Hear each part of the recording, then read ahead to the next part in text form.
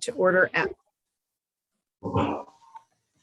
calling the meeting to order at 6:30. Thanks, everybody. So we'll go right to approval of minutes to approve the July 13th and August 10th special, I'm sorry, July 13th regular and August 10th special meeting minutes.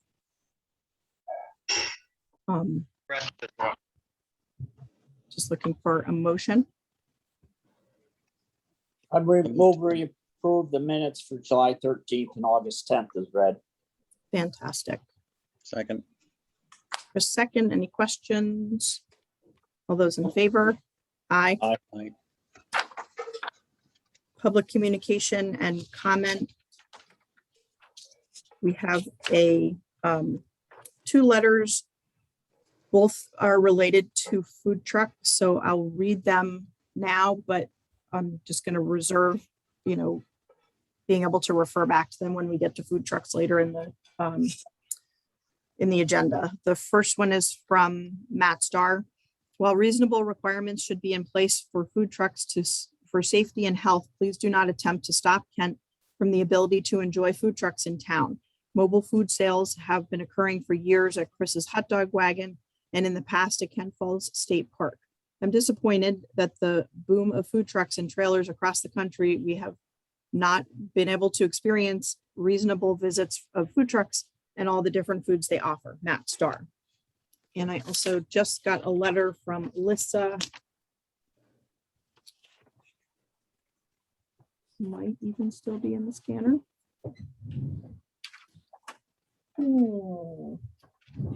One second.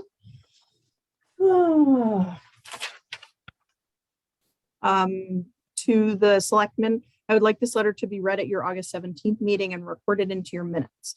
On December 11th, 2020, I wrote to you and expressed my concerns regarding any permanent food truck permit for Kent. I remain vehemently opposed to a food truck permit. I believe that if such a permit were granted, it would be devastating to the town of Kent. One, you would destroy the look and feel of Kent as the gateway to the northwest corner. Two, there are present no less than 17 brick and mortar food establishments in Kent, one grandfathered food truck owned by Chris Della Riva, and more food establishments to open in the future. Each business pays a mortgage or rent and taxes and is subject to ADA requirements, parking regulations, ARB rules, and must provide restrooms for their patrons. Food trucks would just parachute in, pay a nominal fee for a permit, and drive off at the end of the day. They do not have the same overhead and expenses that all of the local food businesses have to deal with on a daily, monthly, and yearly basis. Parking, where would they park? On State Highway Route 7 or on private property? In my opinion, allowing food trucks to operate here would not enhance the town of Kent. Ultimately, one truck would lead to more, and then the town would be subject to another pop-up business that do not have to adhere to the same rules and regulations as the brick and mortar businesses do. It would be the beginning of the end for the charm and allure of Kent, Connecticut. Why does this conversation continue? Avoiding junking up Main Street with food trucks should be a no-brainer. You need to care about the long-term view for Kent. Respectfully submitted, Alyssa Potts, owner, Fife and Drum Restaurant. So that topic will come up again later. The treasurer's report. I'm sorry, is there any further public comment? Anybody from the public wanting to make a comment? Alrighty, we'll move on to the treasurer's report. Okay, I just did a screen share. Can everybody see my screen? Yep. Okay, so this is my usual report. The very tip top is some meetings that I attended during July. For this month, I actually compared the activity in July to June, even though they're two different fiscal years. And the net income to expense for June was $416,000 negative, and the net income to expense for July was $1,702,000 plus in the positive. So this next section is the budget versus actuals. This is still preliminary because I haven't been able to close the books out all the way yet at this time. The overall budget looks like it's going to end the year with about a $93,000 surplus. And then the very bottom section are the budget transfers that will be coming shortly. And I just tried to put a little bit of explanation next to each one. The biggest one is the litigation, which I've been reporting on all year. And the second biggest one here is the Welcome Center for the cleaning. It was additional cleaning due to sanitizing for COVID and that sort of thing. As far as July goes, it's been a very typical month, except for the fact that we did receive a 490 tax penalty of $31,440. That's revenue that was unbudgeted. The transfer station income is at 76% already of what was budgeted, and that's because most of the transfer station stickers are issued during July. On the expense side, it's been pretty quiet except for the associations and grants. And as usual, July is the heavy month where everybody writes in and wants their grant released. So of the $361,000 that was budgeted for grants and associations, $265,780 has been released.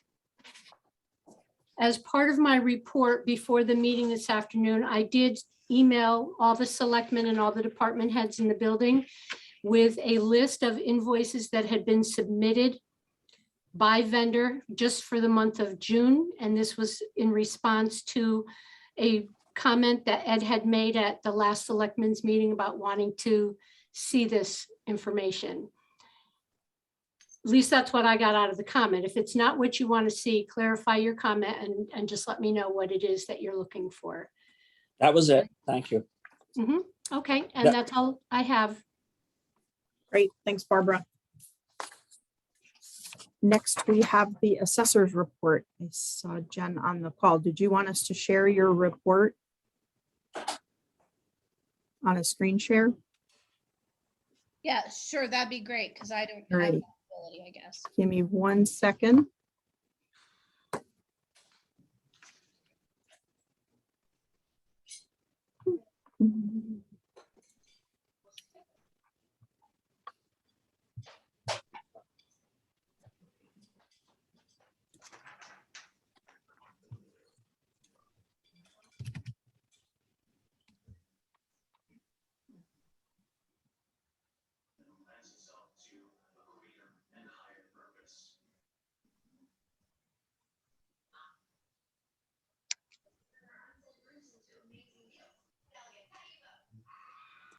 Chris, that was in the packet, right?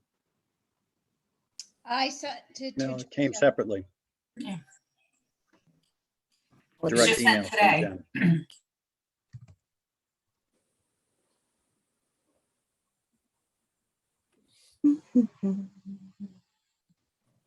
Oh, I got the wrong Jen here, sorry. It was the last, one of the last emails in at around 4:30, 5 o'clock.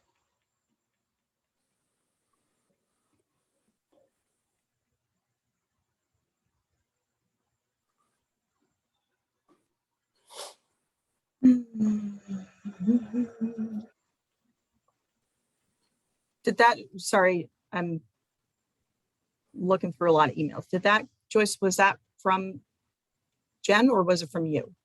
I forwarded Jen's email.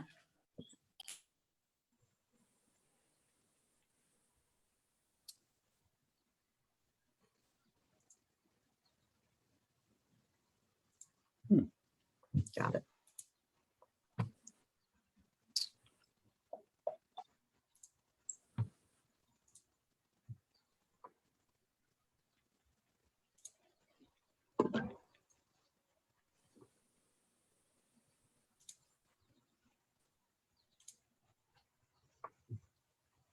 Everybody see my screen? Yep. Oh, it was just to give you a little synopsis of what I've done since I took over April 1st. The two 490 penalties, one was left over uncollected and the other just came in August 4th. So it was $37,621.12 for 490 penalties. And I continue to do the new ownership of the 490s. And then it kind of, Jimmy will help me with the format a little better next month, but just to kind of tell you how many permits we have to process. You know, I look at every permit the building inspector takes on, and then we go through and see what we need to actually track and do. Those are the reports to the state that are due annually. Let's see. And the quadrennials are for tax exempt entities. They're done every 4 years, of course, so they're all ready to go. They'll be due back November 1st. And then basically what the office had to do during the COVID shutdown this spring while I was there. All the transfers that we've had, because there has been an uptick and it's starting to level off, I think now. So it was just to kind of give you an idea of what's being done in the assessor's office. And Jen, just with respect to the 490 penalties, they were done in this fiscal year, or were they collected before the in last fiscal year? 8-4. Okay, so one was last fiscal year and one was this fiscal year. Right, and Barbara just mentioned the first one. So I Right. think she said for July. Yep. Okay, thank you. Thanks, Jen. You're welcome. Any questions for Jen? Everything seemed to be working in the office. You feeling good there, Jen? Yep, things are going well. Didn't really have too many incidences for the collection months. It seemed to go fine. Okay. Good. Keep up the good work. Thank you. Thanks, Jen. We have one tax refund for $180.54. We just need a motion on that. So moved. Second, any questions or comments? All those in favor? Aye. Aye. New business. Emergency Management Department presentation. I still am not ready on this. I'm just going to be perfectly blunt. It's been super busy in the office. There's a lot going on. COVID is becoming dynamic again, and I just have not had time to work with them to pull together a presentation, but we will look to do that for the September meeting. The town resolution in honor of Florence Chandler Maybrick. So in your packets, there is, Joyce received a document or an email rather with an initial proposal for a resolution. And then we got today, Joyce, right? You sent that out? Yes. A sort of revised proclamation.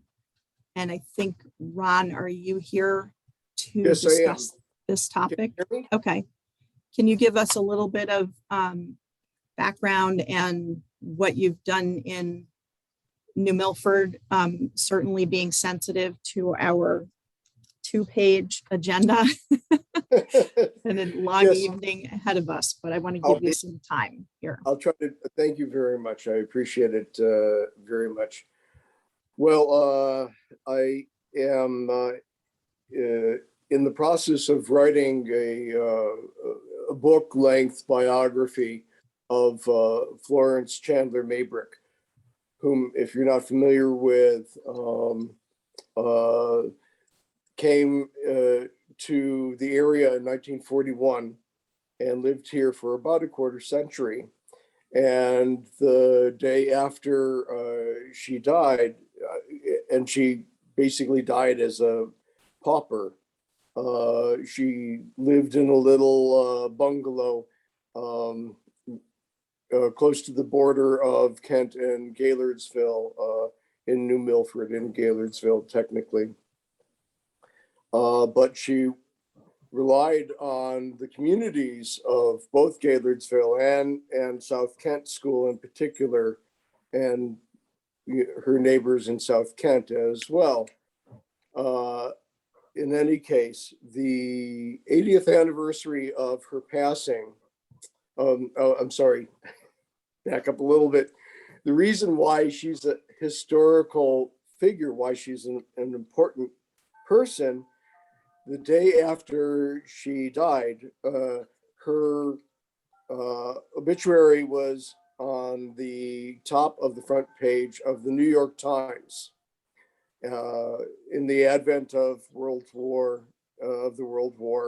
and it put South Kent and Kent, and as well as Gaylordsville and New Milford on the front page of the New York Times for the first and maybe the only time. How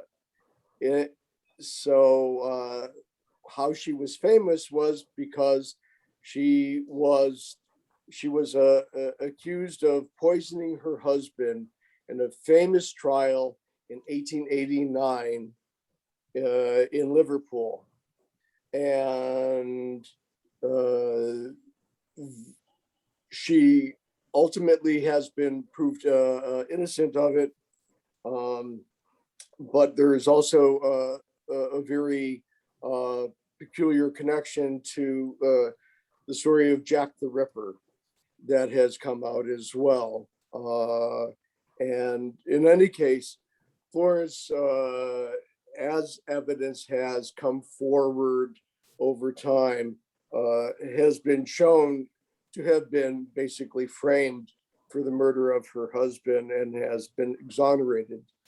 So in that spirit, on the 80th anniversary of her passing in Gaylordsville, and in honor of the communities of the South Kent School and of the Gaylordsville community, her neighbors there, I felt it was appropriate to have to note the occasion.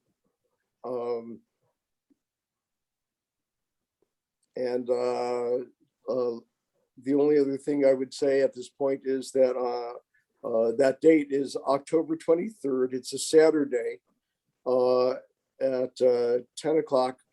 We'll be having a very short observance at the New Milford Historical Society Museum.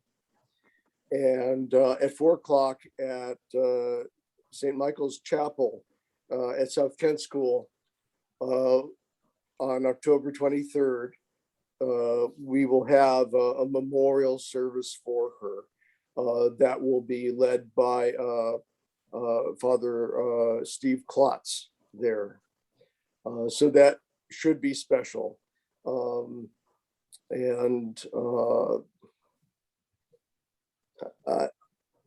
I became interested in this in Florence's story about 5 years ago, and when I realized that she actually had been proven, at least to my satisfaction, innocent, I felt really compelled to learn more about her story. And the book that I'm writing focuses on her time specifically in Gaylordsville and South Kent, and her relationship with the communities there, and the way that they supported her throughout the Depression and until her death in 1941. I think that does it. Any questions? And you recently went to a council meeting down in New Milford, correct? Yes, correct. Thank you. So I had originally submitted a joint resolution between the towns of New Milford and the towns of Kent in recognition of both of those communities. And of course, the mayor there cannot do anything that represents the town of Kent. So on Monday at the town council, he issued a proclamation proclaiming October 23rd as Florence Chandler Maybrick Day in New Milford. And so I am hoping that the town of Kent would also support this effort to recognize her. And the town council took action on it and they passed the Yes. proclamation. Yes. Thank you very much. Yes. Sure.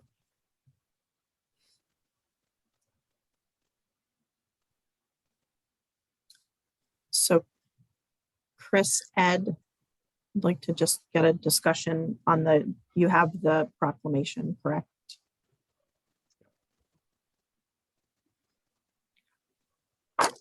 It's a fascinating story, and it's interesting, and I'd be interested to read the book when it comes out.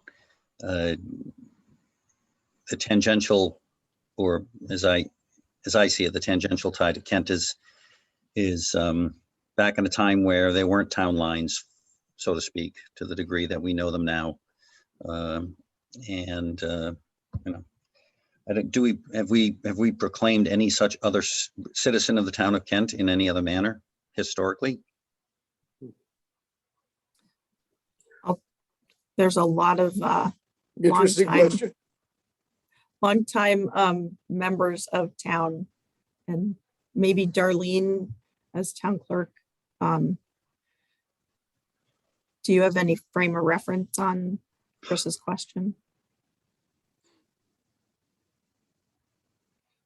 I don't. I would probably refer that question more so to Marge, or even Sue Shepherd, who has also helped support Marge, looking at the Kent records, the historic records. So I would be amiss to be able to give an answer to that. Marge would know.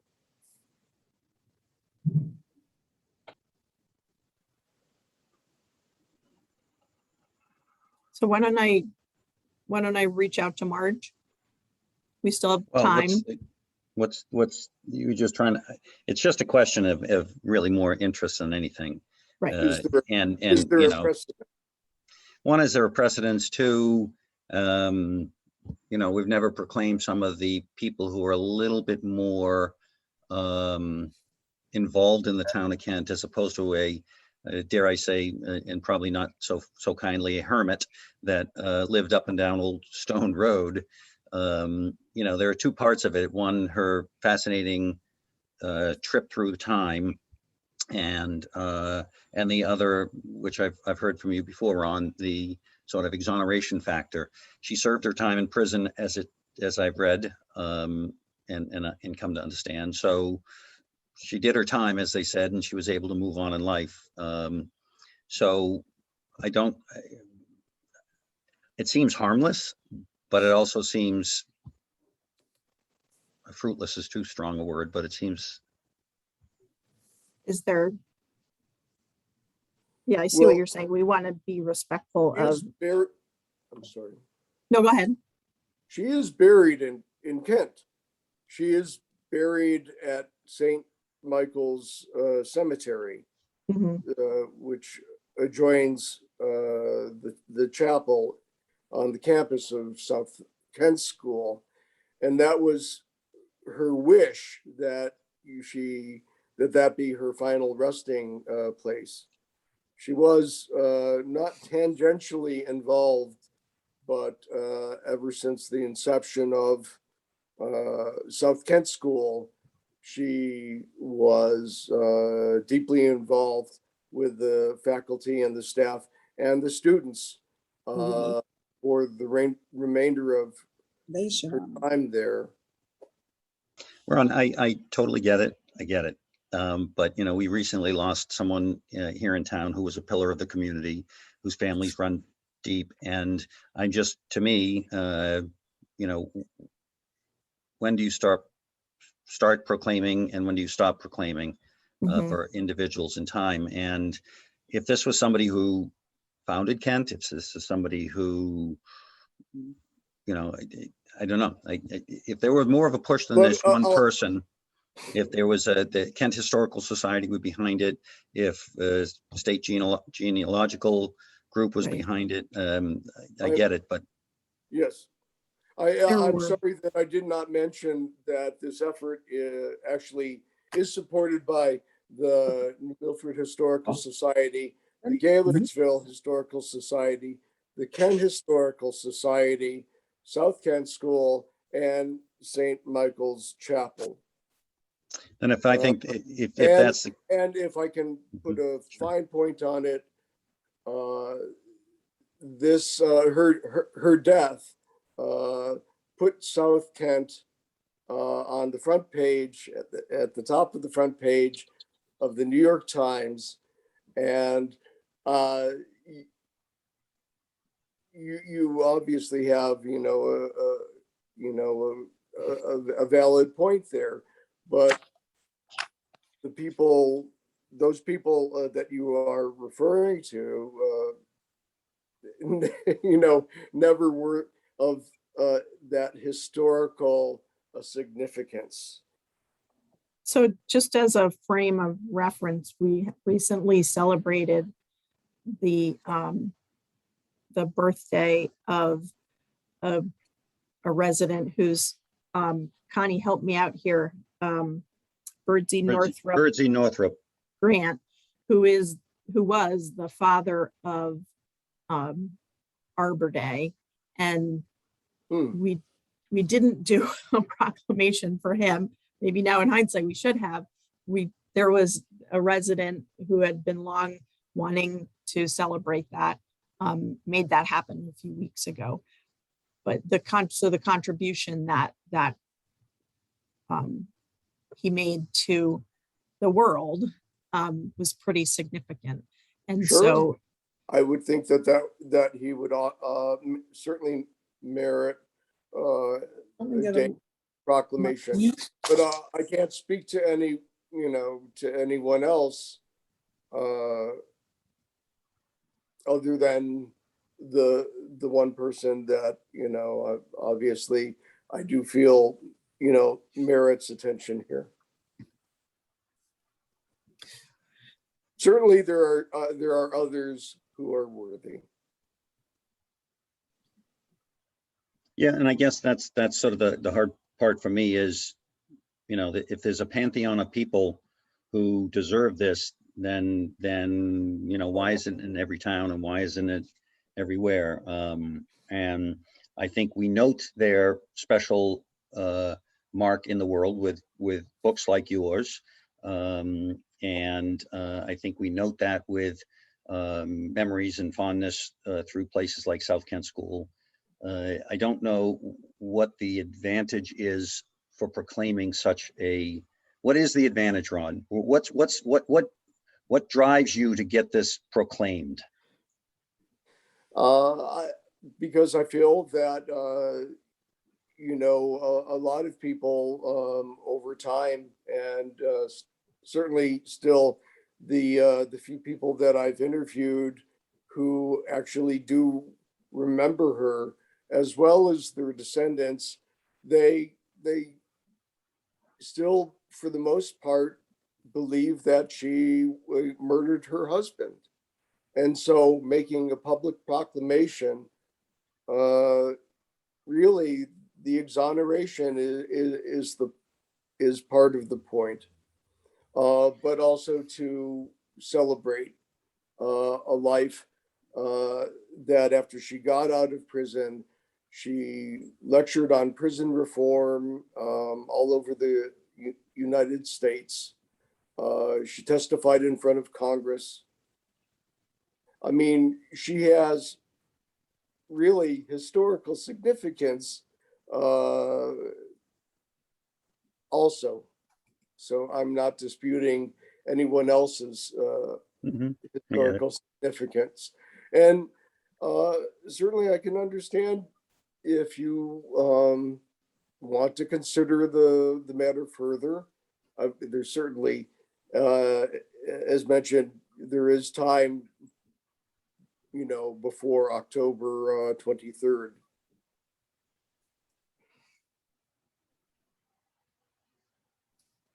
Well, I'm the only one, Ron, at least on the selectmen that heard this before. And my response is what it was a number of years ago, which is I don't feel it's my place to exonerate anybody, especially not given sort of the components, the facts, and everything in the in the case itself.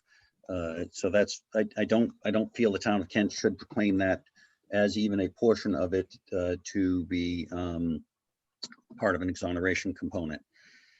With respect to proclaiming historical significance, again, I just go back to I think if that were the case, then we really would. I think it'd be purposeful to maybe consider advice from other groups like the Historical Society or persons in town to talk about how we honor those here in town. I know, as an example, there was a discussion about naming the rooms in town hall after former select people, first selectman in particular. So we haven't even gotten that far. So I don't know. My feeling is that this isn't something, again, as I decided last time, that's something that I can really just get behind. Ed, did you have anything you wanted to add? Is New Milford already, are they doing a proclamation? Do you know of? They already did that on Monday. For October 23rd or? Correct, yes. October 23rd was proclaimed Florence Chandler Maybrick Day in New Milford.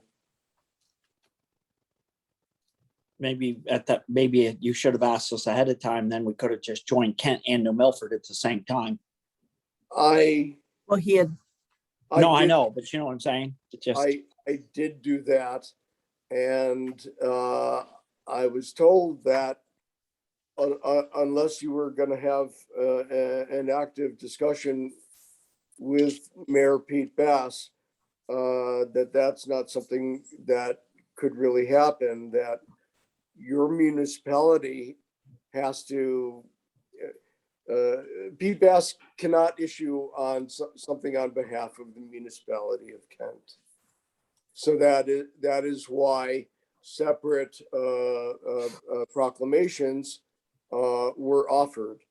oh, and are you getting one from any state reps? Proclamation from any of the state reps for the day? Because you can do that also, you know. They do that all the time. The state of Connecticut will do a proclamation for the day, either Maria Horn or Craig Minor. Okay, Craig Minor, I know, yes. And then they will read that lots of times they will actually come to the event and actually read it from the governor and signed on this day in the proclamation. Right. That would be with all due respect, I felt it would, yes, I was aware that there were higher channels in the state that I could appeal to for this. It seemed most proper that I appeal to the local authorities before taking my act on the road, so to speak. well, they do that will, a lot more often. That is more or less has been the plan, and that is part of the reason why I'm asking now in August for something that's happening in October.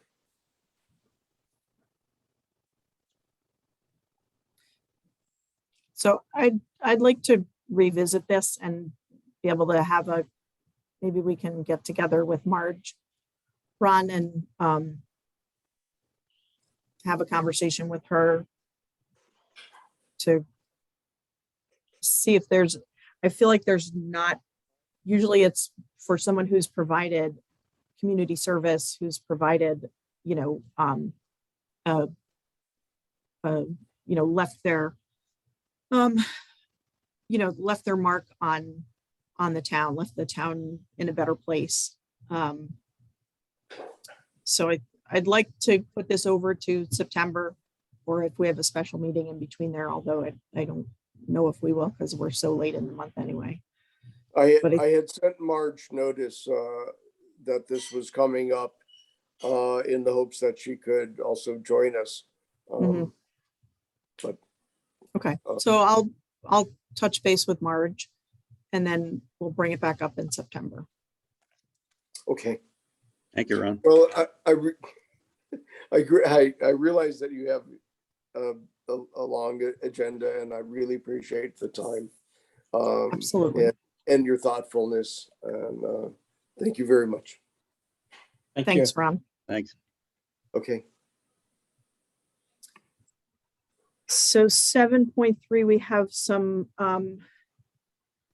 just housekeeping and details for some new subcommittees. The first one is an ARPA steering committee.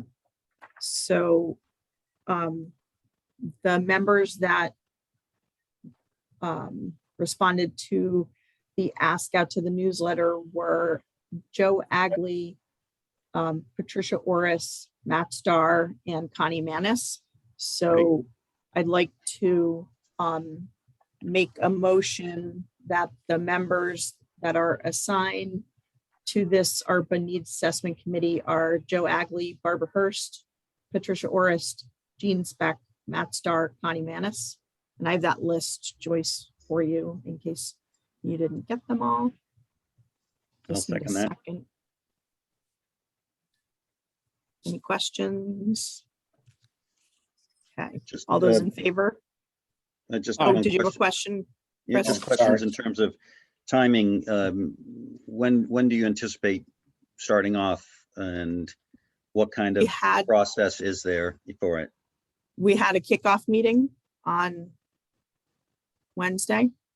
And then Joyce alerted me that we hadn't set the membership or a charge to this committee yet. So the committee was clear on, they didn't have a charge yet. So we basically did introductions and here's the ARPA, the basics of the plan. And that was what was really discussed.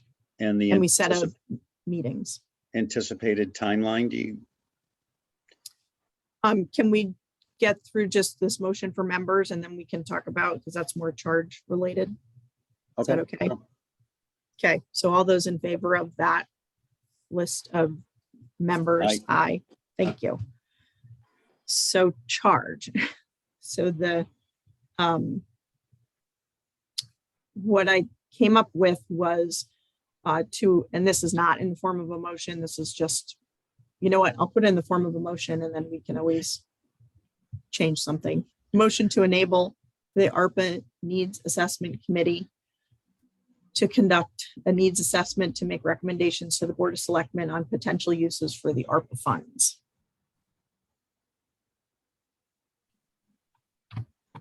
Second.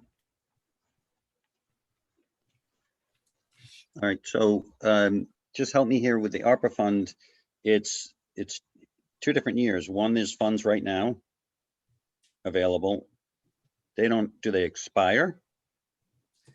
Do they, is there a timeline or a time crunch that you have to consider? There is a timeline. Barbara, do you have that handy? I'm sure. I you do. don't have it handy, but I'll certainly send it out to you. That was one of the questions raised by Matt Starr during our first committee meeting. So I did put together a little timeline in an email, so I'll just forward it to you. And it's Okay. it's far out. Okay, so it just really, the question is not so much with respect to the actual timeline, but more with respect to, are we in jeopardy of losing any funds if we, don't do it in a timely manner? No, they have to be obligated by December 2024. Oh, okay, great. Yeah. All right, So that's helpful. Yeah, there's plenty of time. Okay, and so can you just sort of, again, reiterate what, who's going to be identified or how they're going to be identified, or do we have that in there? No, and the committee needs to sort of flow through that. What we've been hearing. So we had a meeting on, with the COG on Thursday. Yep. That was focused just on the CEOs having just an info sharing on where is everybody else, what's everybody else thinking. And we're all pretty much headed in, similar directions. And, we're all getting the information at the same time. And there's going to be more information I just heard today that's going to come out.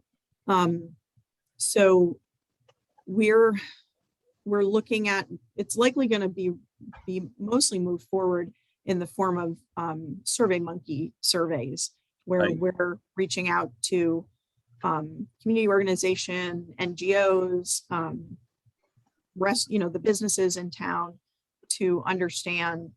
But because the reporting is federal reporting, we need to be able to justify these recommendations. Right. So I'm sorry. What? I'm sorry. No, go ahead. I would imagine there's pretty low hanging fruit, like, social services and some of the ones that everyone can just sort of generally agree on. It would seem to me that, I don't know, I'm just trying to get my brain around how you're going to do it. Are you planning to, well, maybe you haven't even thought this through, but are you planning to try to get everybody on a list first and then do it? Or just sort of, ones that are the most obvious and then work your way after that? I think we really need to have those conversations, have the Okay. committee have those conversations, and Barbara and I will be reporting back with a written report every month on, where we're headed and Okay. our recommendations and where things are going. And again, this is for a needs assessment Yeah, no, I understand that. for this funding. So Joyce, did we get a second on that motion? Yes. From me. Ed, do you have any questions? You're on mute. There's a lot of talk about it in the whole state on how it's gonna work. I know New Milford sent out a survey to, I believe, every person in the town for their Mhm. ideas and thoughts on how they would like to see the money spent. Mhm. I know we never kind of discussed that at all. And maybe we should, I think you sent something out like that in your newsletter, something about people with ideas and thoughts, but since we don't really know what the rules are on how the money can be spent and on what yet, it's kind of hard to send something out. Well, we do. Barbara posted an initial document on the website a couple of Right. weeks ago. But how do you do that with a survey? You know what I mean? If you're gonna send the survey out to townspeople, you've got to somehow put on. And those it are might sort of the, You Go know, ahead. it's gonna have to be really informational if you're gonna do it, and maybe sometimes too much information, people are gonna get confused when they're trying to fill a survey out. But I would leave that up to the committee if they would like to maybe send a survey out and then work on it together as a committee, because I kind of like course, the yep. idea. So then you can get the town's idea of where they would like to see things move in what direction, and maybe if the committee could work on that as a survey, it might not be a bad idea. yeah, that is the plan, is Okay. to have the committee work on that.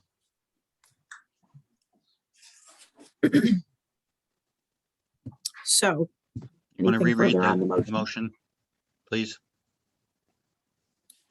Joyce, you want to read that back? I did not get it, so. if you have- Motion to enable the ARPA Needs Assessment Committee to conduct a needs assessment to make recommendations to the Board of Selectmen on potential uses for the ARPA funds. Thank you. All those in favor? Aye.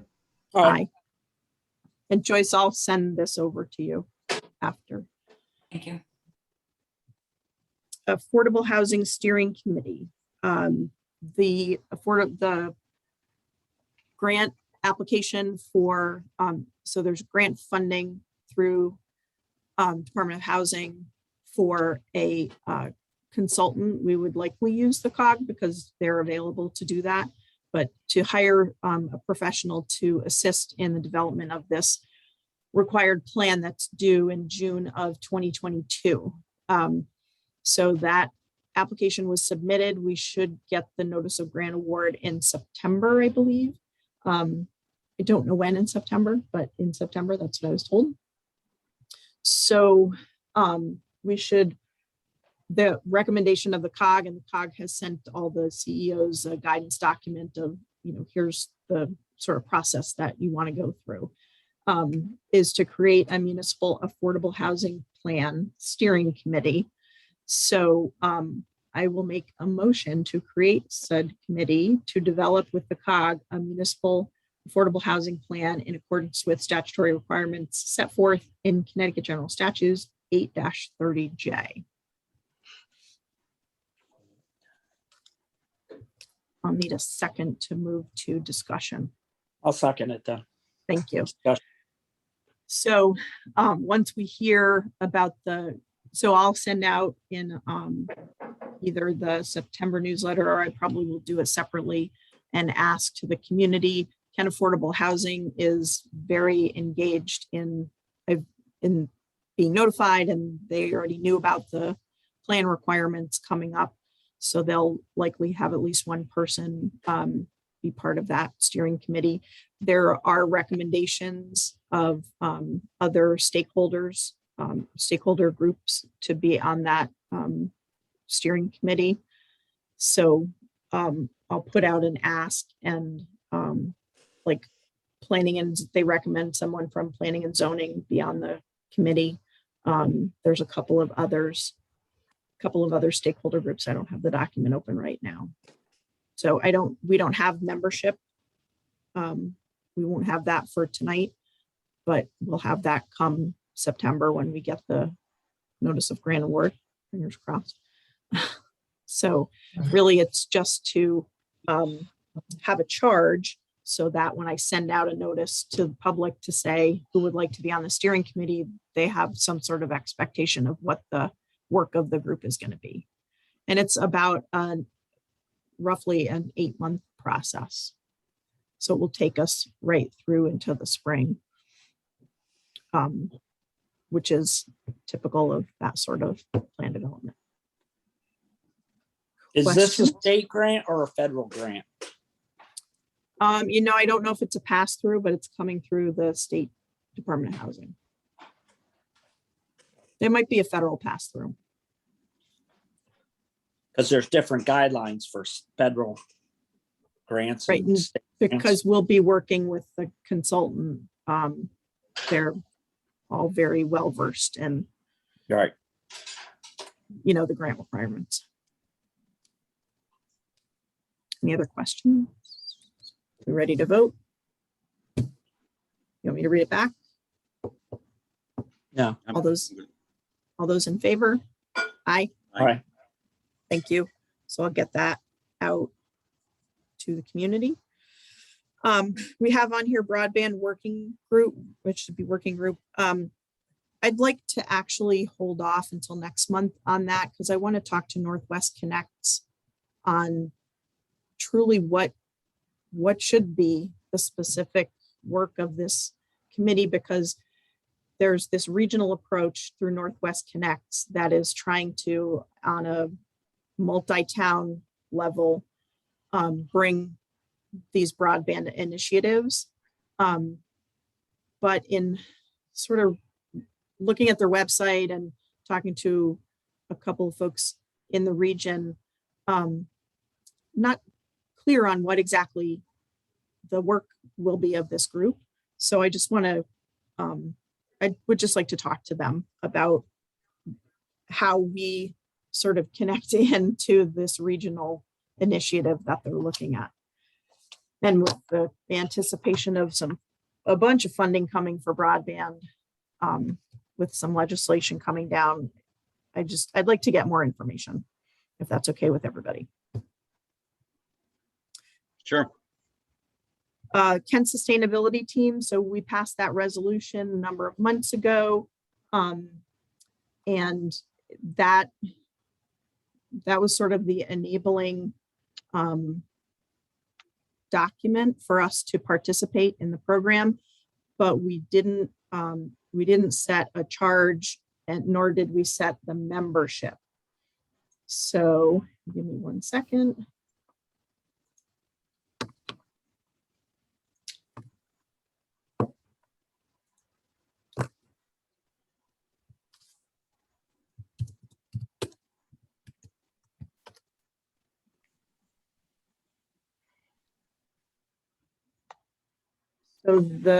So we sent out an ask to the community, and we had a number of folks that responded.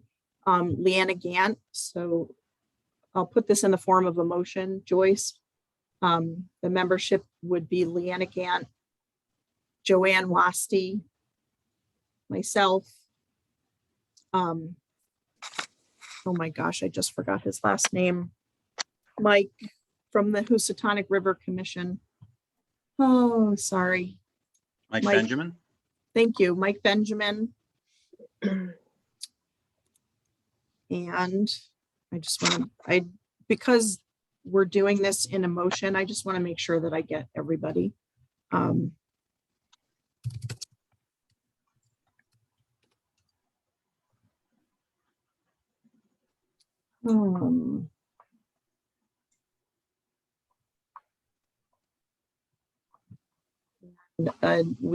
I just got something new this week. Julie Chang. Oh, and there's one more person. I'm sorry, I don't have a list with me. Sorry, hang on 1 second.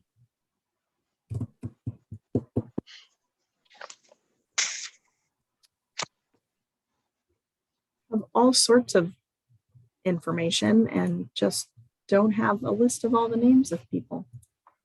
Dean, Yes, another, I think another couple names, Amanda Quaid, did you mention? thank you. And the other would be Jimmy Kim. Am I Yes, pronouncing she it? actually had to step off because she got very busy with work, but thank you so much on Amanda's name. So Okay, that's the list, and I apologize again. So that's the membership, Okay. and I think that's 6. Donna, your hand's up. Yeah, I got a phone call from somebody from the public who saw your agenda and has been watching the sustainability team meetings. Does And this the have to question- do with the membership? Do they want to join? No, they were just questioning whether or not the information that you guys have been discussing all along, if there was no official committee and there was no official charge, are the things that have been discussed in the past, do they need to be rediscussed again? Are they valid or not valid? Well, we made a resolution creating the team. I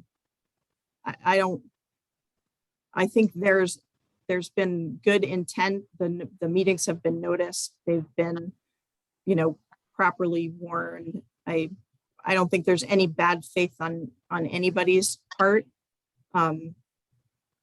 Again, yes, process is important, and I apologize that this, piece of housekeeping didn't get done. If you could forward that email to me, Donna, I'd like to be able to get back to that member of the public. That would be Yeah, it great. was a phone call, so. Okay. Yeah, I'll if you can just, Well, I think the group, just to answer the question, yes, the group can rehash and go over the points that they've talked about before, and then have them, codified in the minutes there. Okay, they've been taking minutes all along, and I don't believe there have been any, I'll go over it with Leanna and we can rehash everything in a future meeting. Absolutely. Okay. All right, great, thank you. So, Joyce, did you happen to jot down the names? I have yourself, Leanna Gant, Joanne Losty, Mike Benjamin, Julie Chang, and I did not get Amanda's last name. Quaid, Quaid. And just so for the records, Joanne Wasty with a W. Okay. So to put that in the form of a motion for the membership of this Kent Sustainability Team. All those in favor? Aye. Did you, somebody seconded Aye. this motion, right, Joyce? I'm sorry. No, we didn't get a second. Oh, we Okay. did not. Oh, I thought we did. No, I'll second. thank you. Thank you. All those in favor? Aye. Aye. Moving on to a charge.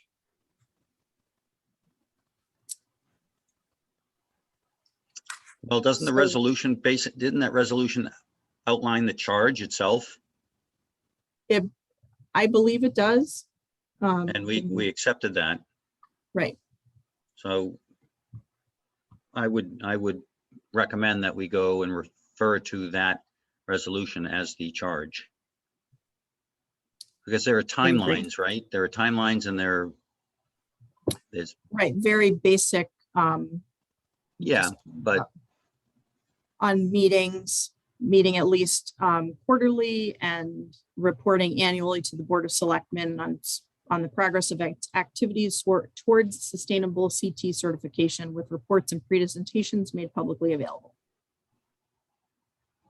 yeah, and I think that's their charge. And then within that framework, you know, they come up with ideas and goals that are in concert with that, and then just report on it, see how we do.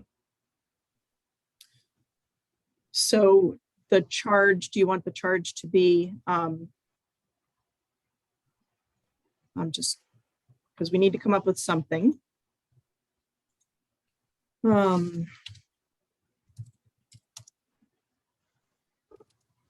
About motion to enable the Kent Sustainability Team to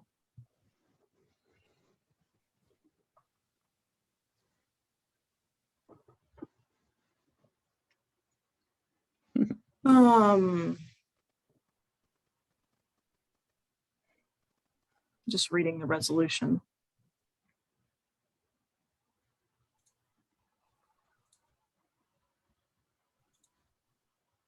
Here's the resolution for anybody who wants to take a peek.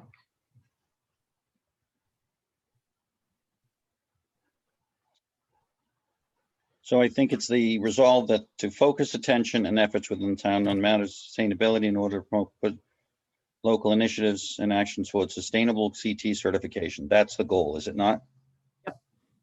So to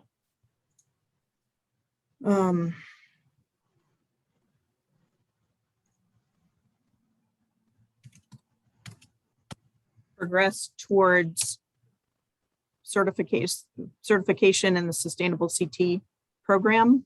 Yep.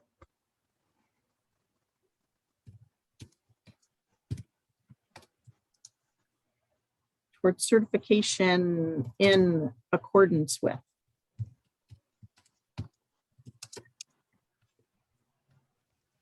That's fine. As outlined by the resolution. And, you know, I think Thank you. that's fairly straightforward. Yep.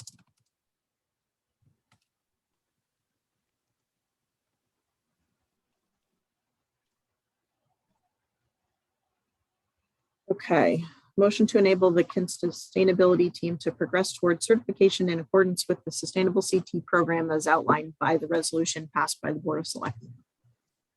I'll second that.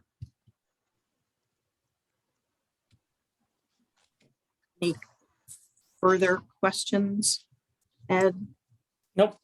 All those in favor? Aye. Aye, thank you. Main Street noise and traffic. I've had two people, Chris, come forward Okay. to participate. I believe we have Andrea. She's on the call. Hi, Andrea. A new resident in town living at the famous Belgique. Very interested in engaging. And Ira Smith also has expressed interest. I'd like to Okay. get a couple more people so that you can round out with 5. If that works, do you want to set the committee forth with the stipulation that I'll send out another ask to get a couple more members of the public? That would be great. I just sort of looking down the road, because this is probably going to be longer than my term on serving as the selectman. So I might recommend, if indeed you have somebody from selectmen who wants to be on that committee after elections, maybe you want to hold that open for somebody. And then I can just be a, normal citizen, if you will, on the committee. So for now, can we have you be the board liaison so that you can That's be no that problem. bridge back, and then whomever will volunteer someone Yep. on that Makes great sense. day. Yep. You just have to take really good notes for your predecessor. You're the person who takes over for you. Well, we have Zoom recordings. That's what's so good. Right. Okay, so Has anyone from the chamber stepped forward? If we could, I'll reach out to the chamber. I'll reach out to the chamber, and if you want to just keep posting it, that would be good. But okay. I think it's beneficial for all of us to just get this rolling, so that it's at least, if there's any budgetary implications, that you can, Yep. the board, whoever's on it at the time, can sit down and have that information. So can we hammer out a charge for this committee? Yep.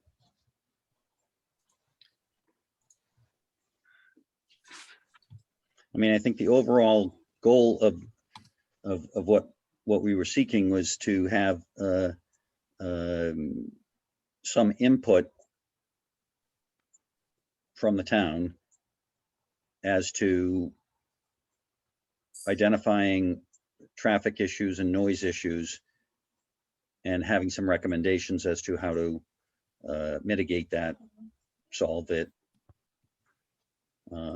or deal with it in general. If I can ask a question too, can we somehow add this into with, when we do our report for the new signs that are around in town also? Can they get a report of that for our new traffic signs that we have up now? And the committee, yep. You know what I'm saying? So they can Right. get the reports too and be updated, and so we can keep this line on the agenda, and then not this exact line, but for noise and traffic, and then update the signs, the new lighted signs that are up around town, where they are, how they're doing, and the information. Right, and by extension of that, Ed, you're thinking, recommendations as to where they're placed, how they're placed, when they're placed. Right, just so the who- committee can help, right. Just, Yep. you know. I got it. Excuse me, can I ask a question?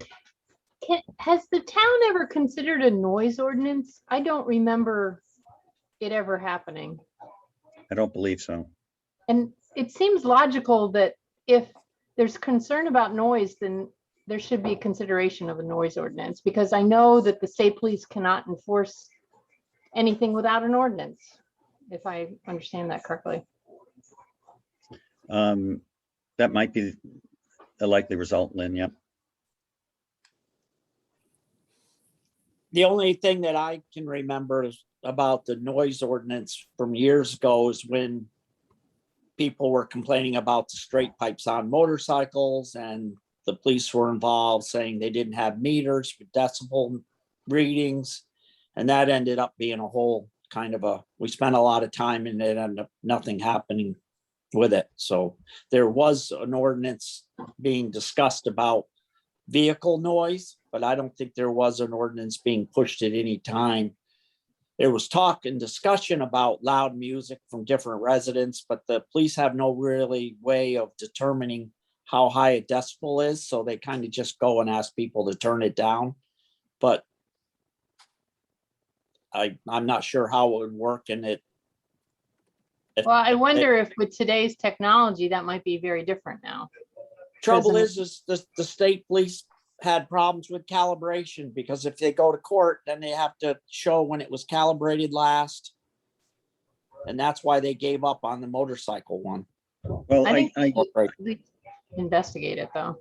Yeah. Because I mean, And it could be there's very new- different, Ed, that 20 years ago might be very Yep. different from what it is now. And there's new passive technology out there that can collect that data.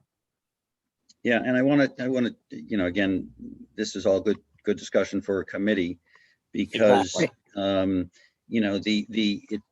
it's logical that someone would say, well, we need to pass an ordinance on noise. But we also have to be considerate of really all different thoughts and ideas. One of the reasons the motorcycles have been contentious, I think, is because one, they make noise, so that bothers people, but two, they bring business for certain businesses. So that doesn't bother people, or they at least put up with it. And I think the committee has to be considerate of all angles and thoughts and considering, ideas, some maybe as far as Lynn's suggesting. And I think that's what we look forward to.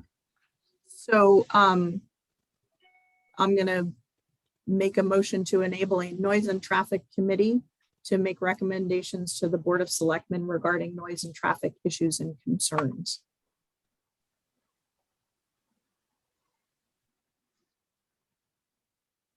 Make sense?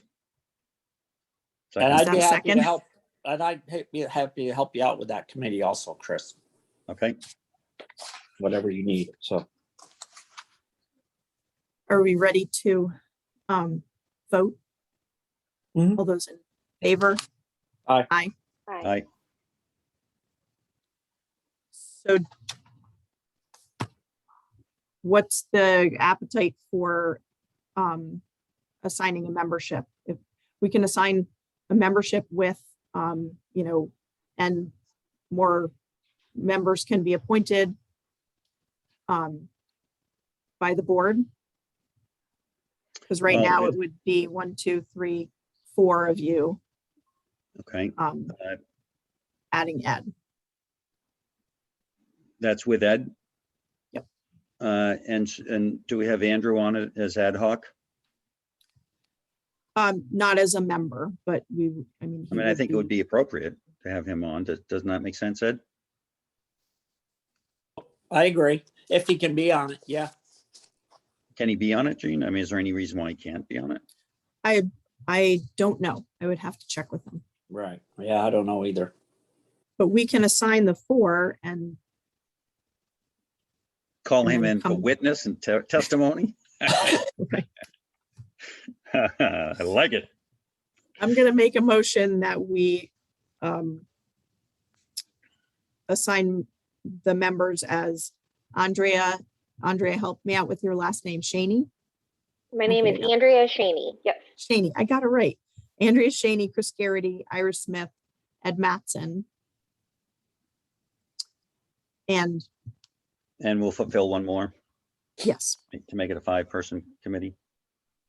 and one more member to be announced. That's in Okay. the form of a motion. That is in the form of a motion. Yes, Second that. Chris is seconding. All those in favor? Aye. Aye. Aye. Thank Aye. you. Alrighty. So, Gene, just so I can, at least from the Board of Selectmen side, I will initiate that. If you can just send me everybody's email, that would be great. Yep. Thank you. And we'll create an email group so that you just have to send it to an email address and it will go to everybody, but we'll get you contact information for everybody. Perfect. Board of Finance clerk recommendation. Do we have Nancy? I don't I- see Nancy. Nancy sent us an email. Got it. I'm I sorry. got it. I got Okay. it too. So we should accept their recommendation to appoint Bonnie Donzella as the Board of Finance clerk. Somebody want to make that motion? I'll make that motion. I'll second it. Alrighty. Any questions? All those in favor? I, Aye. Aye. Thank you. Town Hall Large Meeting Room Video Conference System Update.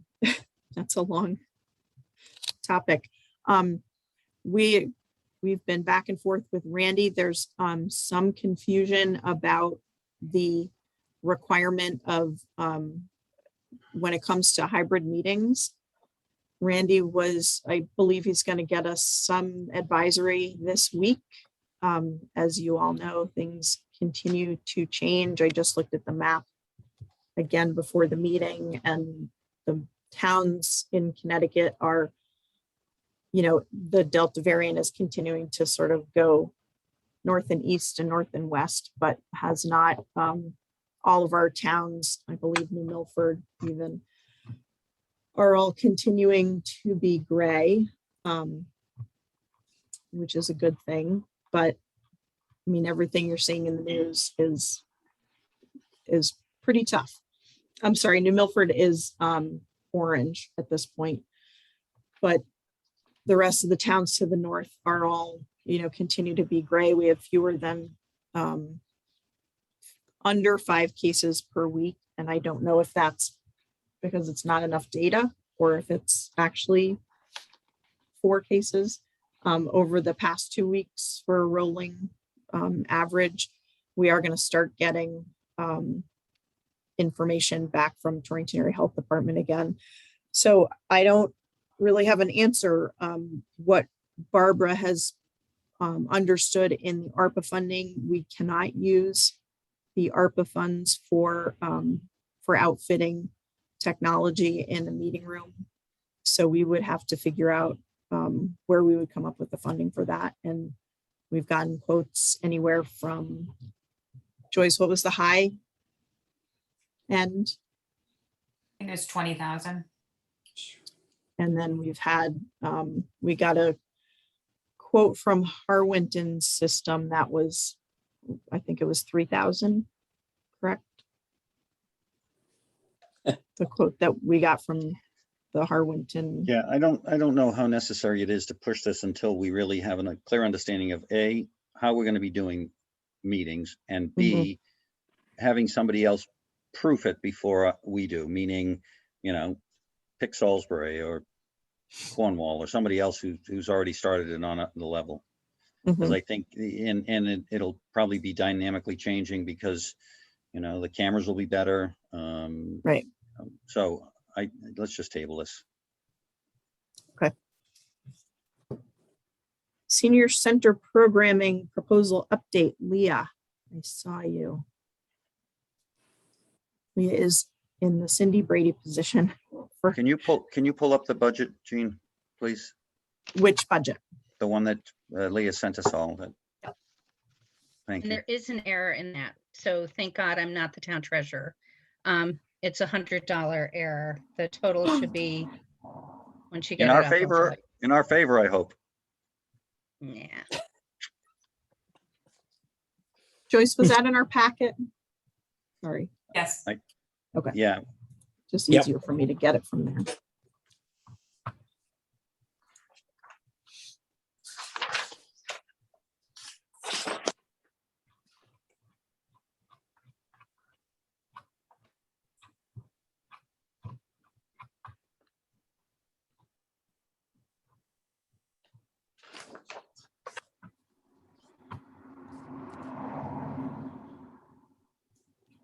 I've got it if you can't put it up too, so. Nope, I got it.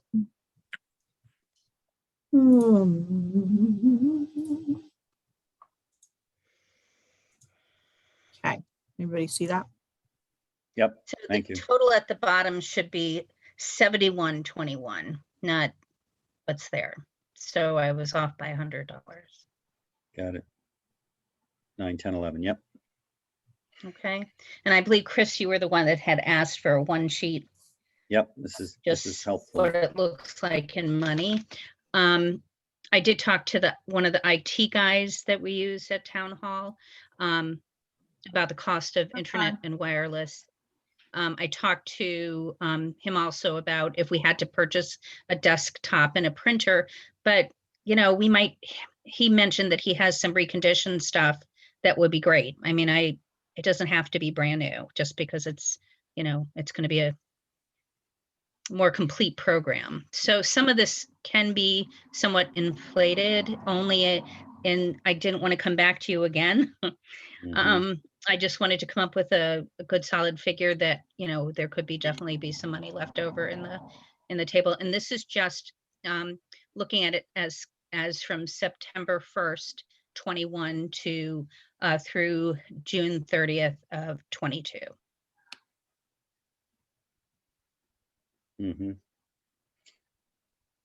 So this is a full fiscal year, almost. June 20, yeah, it's a full fiscal year. Well, September 1st. The fiscal Oh, you year said starts September July 1st? I'm 1st. sorry. September. Yeah. September 1st, okay, sorry. Mhm.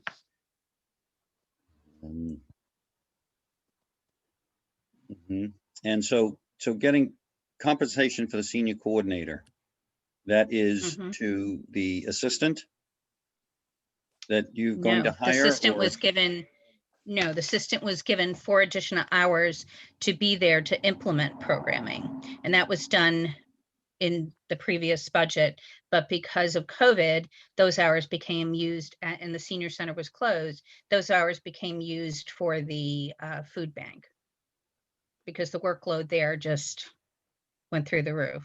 Right. So you don't anticipate, well, one, you don't have an assistant presently, correct? Nope.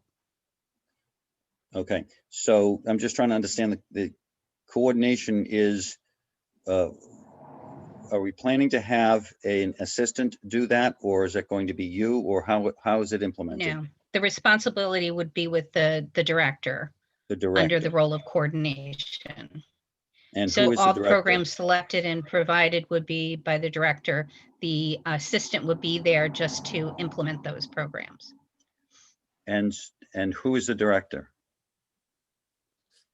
It's not the senior center director because it would be too confusing to make it one person make it a separate department and make a director. So the title became a coordinator, but that role would be under social services director. So can I ask a question? So it would have nothing to do with Park and Rec then? You have to talk to them about that. Well, I'm on their committee, so that's why we're working on the job description, and people on the committee keep bringing up over and over and over, coordinating things with the senior center and doing this and that, and there's a history there, Ed. Yeah, exactly. There Yeah, used to be, there wasn't, there was, and so this. But I would not strongly have- feel that, yeah, I'm sorry to interrupt, but I strongly No. feel that that's not my position I brought it up to Lynn Harrington before, in the past. And I brought it up probably within the last month or two. But that's a decision that has to be made by their commission, and I guess you being on assisting with that whole defining the role. So I have no idea at this point what it is. well, back up, if we can. Leah, help me. I recall we already had the spat. I recall that Park and Rec already backed off and said they didn't want their director to be doing senior coordination of senior programs. They wanted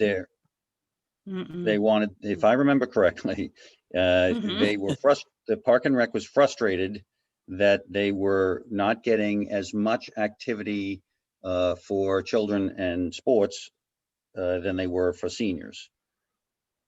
And I believe this was back when Bruce, Jeff, and I sat on it, that Park and Rec actually said they didn't want to handle this. Isn't that accurate? Not to my understanding.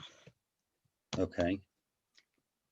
I offended somebody by using the term taken away, meaning a duty taken away. So all I can say is that it was determined that the Monday, Wednesday lunch program would no longer be a duty of the Park and Rec director. And then that role was given to social services without any compensation.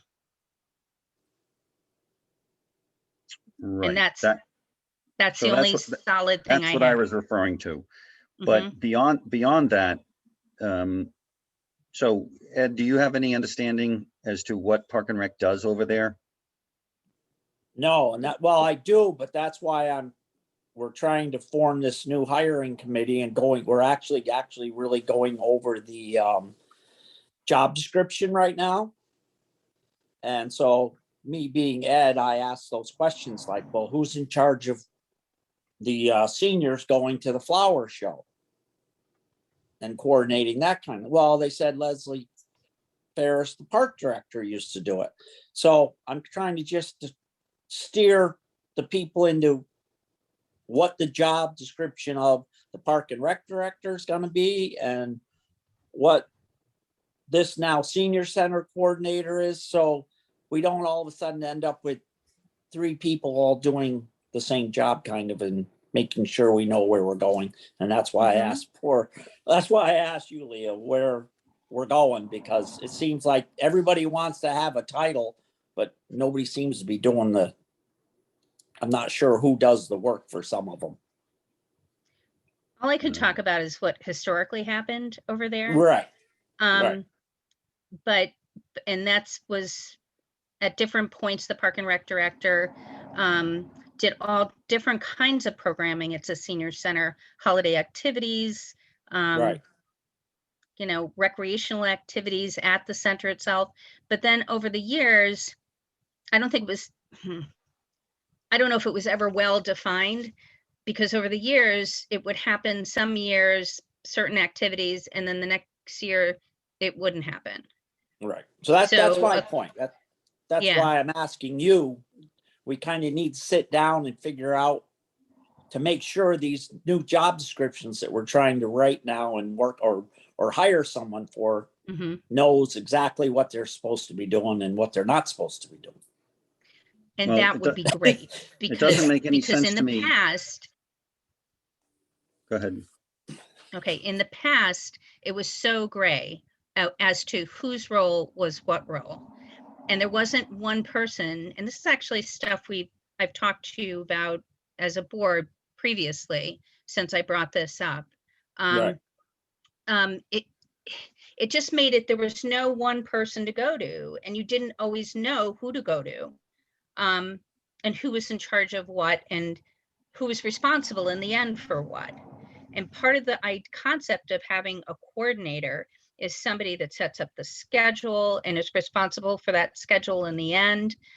Somebody who determines, you know, part of the programming. When another department wants to come and do something there, absolutely, they can come do something there. And then that coordinator would take the whole picture and everything and put it together in a neat package where it makes sense, instead of just not having anybody that's the one person to put it all together. It just gets, I can tell you from experience, since I've been in Kent, it's just been tough to do anything there, because it's been my understanding that this is the direction that this board has been going, with Leah leading the charge, and that Park and Recreation. Now, I know that in reminding me, you are correct, Leah. It was specifically about the lunches, but I got the sense that there was inconsistency from Park and Recreation, and I also got the feeling that Park and Recreation felt that the time that they had over at the senior center was a little bit more than they wanted to commit. So, right, and then at some point, wasn't it in like 15 or 18 that the board, with the support of the Park and Rec Commission, took all of the senior related programming activities, removed that from the job description for the Park and Rec director? Not that I was aware of, but I don't know if it was ever really well defined within the role, that job description, because it's another department, you know? Yeah, no, I think, Jean, it goes back to what Leah was saying. It started specifically with the lunches. Mhm. Right. And I think And then that's really Joyce, where, can you, but with that concept, it was my impression, and therefore that's why we're sort of been leaning in this direction, as Leah has outlined, that somebody's got to take the reins there. So I think what needs to happen, Jean, is if you can call Lynn and really get a definition as to who's going to do what. If the plan is from this board and that we're going to go in the direction, we're going to take over the senior management of this, senior center management of this, and Park and Rec would be invited if they wanted to introduce some of their programming under that direction. But this thing has been so sort of wishy-washy and gray, as Leah has Yeah. said for years, that either we take the lead or we abdicate everything to Park and Rec and walk away. oh, One and or I the- think, I think we've all been, the board has been in agreement about that for a few months now, that Leah, since you brought this initially to us, and then over the course of, I think this is the third time you've accommodated us and given us more information so that we can flesh this out. I'm just trying to find you had given us a packet, was it last month or the month Yep, before, last month. that had programmatic information. Mhm. So Well, that's feel like one we're item. If we can there. just get that resolved from Park and Rec, that we can put that to bed. Getting back to the budget components of it, I'm still confused or not clear on who is going to be the coordinator over there. Will it be you or will it be, okay. So if that's the case, the additional $4,000 of compensation represents how much time? How much 3 more hours time? per week. I'm sorry? 3 additional hours per week. And what does that, if you would to get that, what would that put your total hours in? See, I was avoiding that because I know that the board, I'm really vested in this going forward. And I Mhm. know that if we add 3 hours and look at hours in terms of the means of compensation, then I hit the 30-hour mark. Right. That's where I was going, because I just wanted to make sure, and And we've that's increased. oh, well, I tried, Mark, Well, but so- in fairness, this board, I mean, the Board of Selectmen over time has increased your hours. Yes, And yes. so, and the message, I believe, if I recall correctly, was we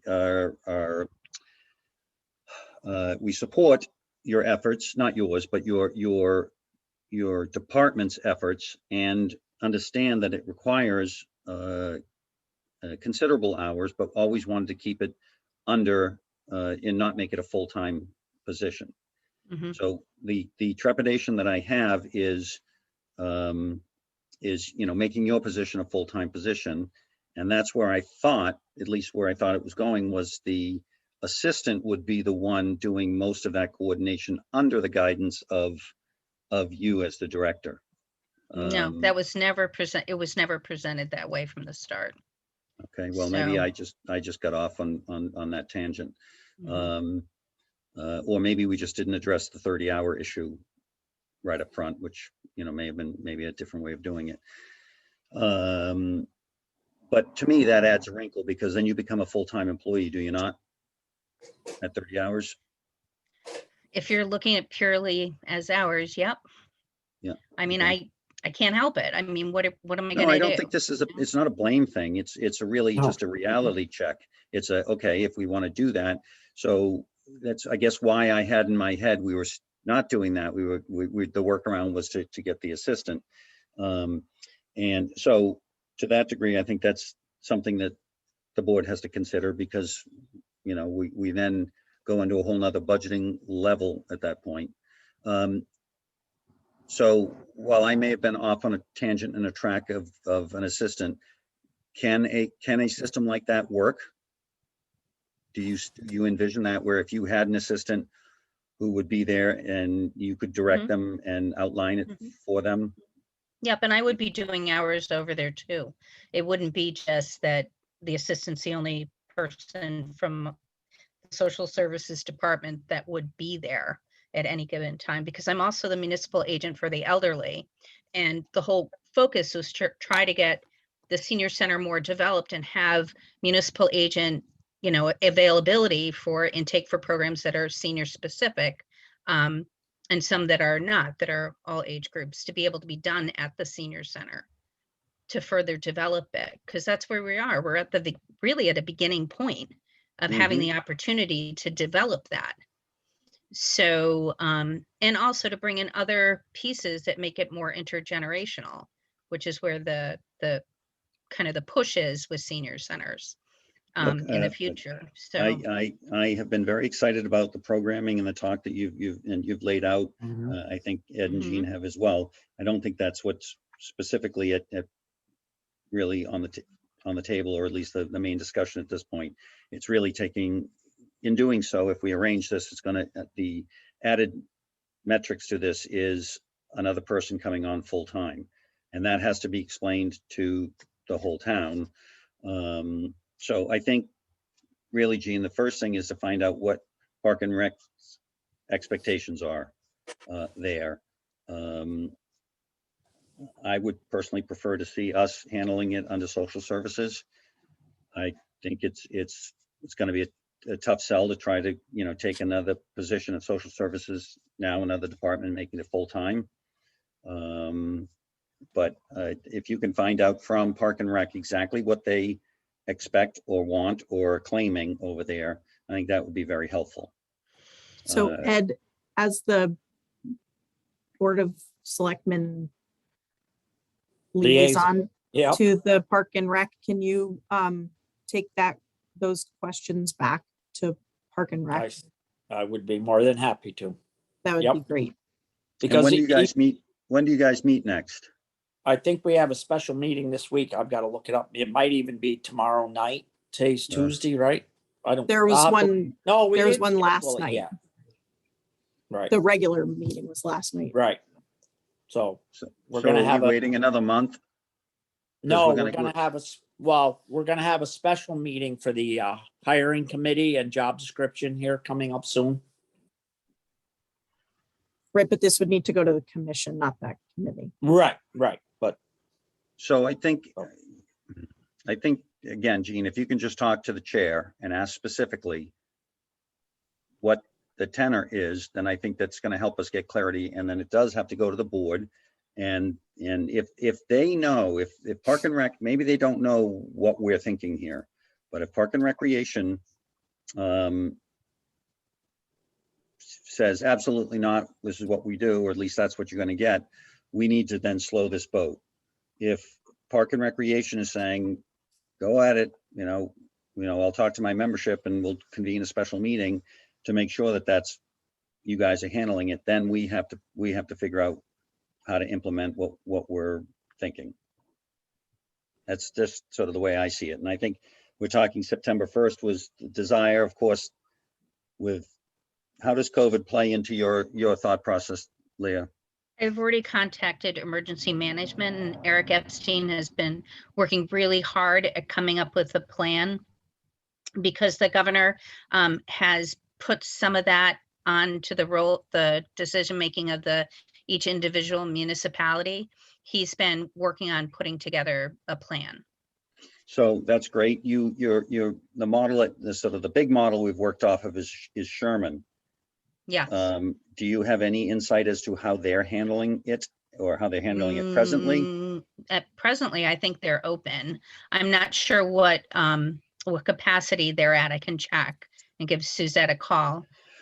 She's been a huge help at what she does there, and sort of giving me a little bit of insight on how to handle things. She, each town has a different line for what is full-time and what is not, but I believe she is full-time there. Right. I'm not talking And all about she full-time. does- What I'm really interested in is a timeline of September 1st that we've sort of drawn for ourselves. Isn't it really And- October 1st? Leah, are you Well, talking we were about the hoping opening? to open October 1st, but to be have everything in place and open and get running by October 1st. October 1st. But, you know, if it takes a little longer, it's been 10 years that I've been talking about this. So it takes, I'm patient, but Okay, well, I appreciate I that. just, I just see that it, more time goes on. Well, Can I think ask that- a clarifying Lynn's got her- question, please? I've been having my Lynn's hand got up her for a hand while. up. Thanks, Um, Lynn, sorry. I don't understand how it's gonna work with Park and Rec. Like, are you suggesting, Leah, that they would work with you on any senior programming? Like, if they wanted to run a senior trip, that would then be in coordination with you, therefore it'd be on your calendar, all the seniors would be notified of it. It Yes, wouldn't be like and this there's- secret trip, it would be open to everybody that wanted to sign And up. Gina just recently and I were on a nice little meeting talking about transportation. It was actually a fish meeting. What was it, like a month ago, I guess, or so? I don't know, I lose track of time, but and the interim director of Northwest Transit was there. And apparently transportation for senior trips has to go through a senior center. And in order, like Park and Rec directly can't order a bus. And surprise, that's how Kent's been doing it forever. But so there's some things, some guidelines that were kind of lost in the shuffle over the years that now are getting fine tuned. So there's like bits and pieces with that too, I would love to work with Park and Rec because, I'm a social worker. I could figure out recreational stuff for sure, but we already have that piece active in town, that department, somebody that knows how to do those things and organize trips. And it's been done that way in the past and it's been fine. It's just that if always the senior center is like a base, then everybody associates senior stuff with that base. And that's over time how you get people to go to the senior center and think of it as the senior center. But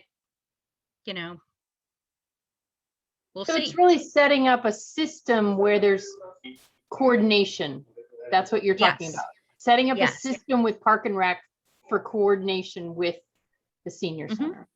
Okay, that Yeah, makes a lot it's of still a sense. Park and Rec trip for sure, in conjunction with Kent Senior Center. I think we're just trying to pop some windows in the silos. Thanks.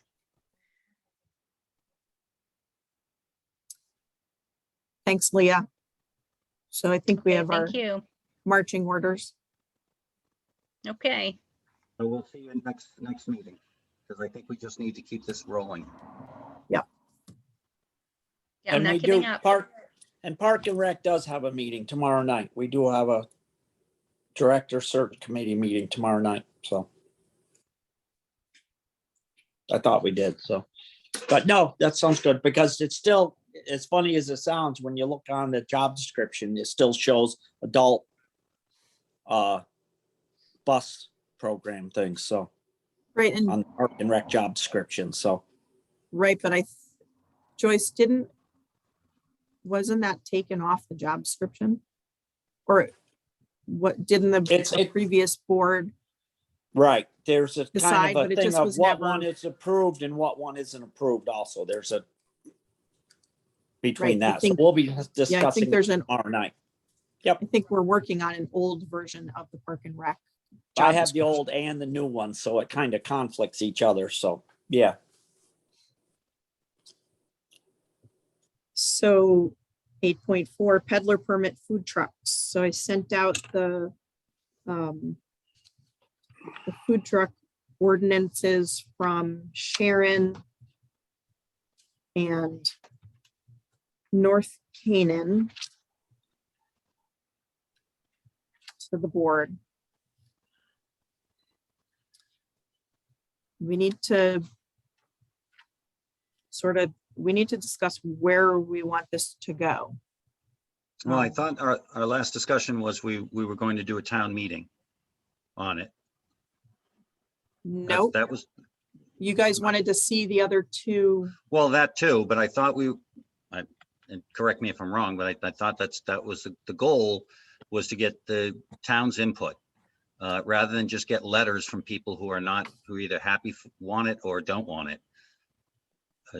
Was I in misunderstanding that?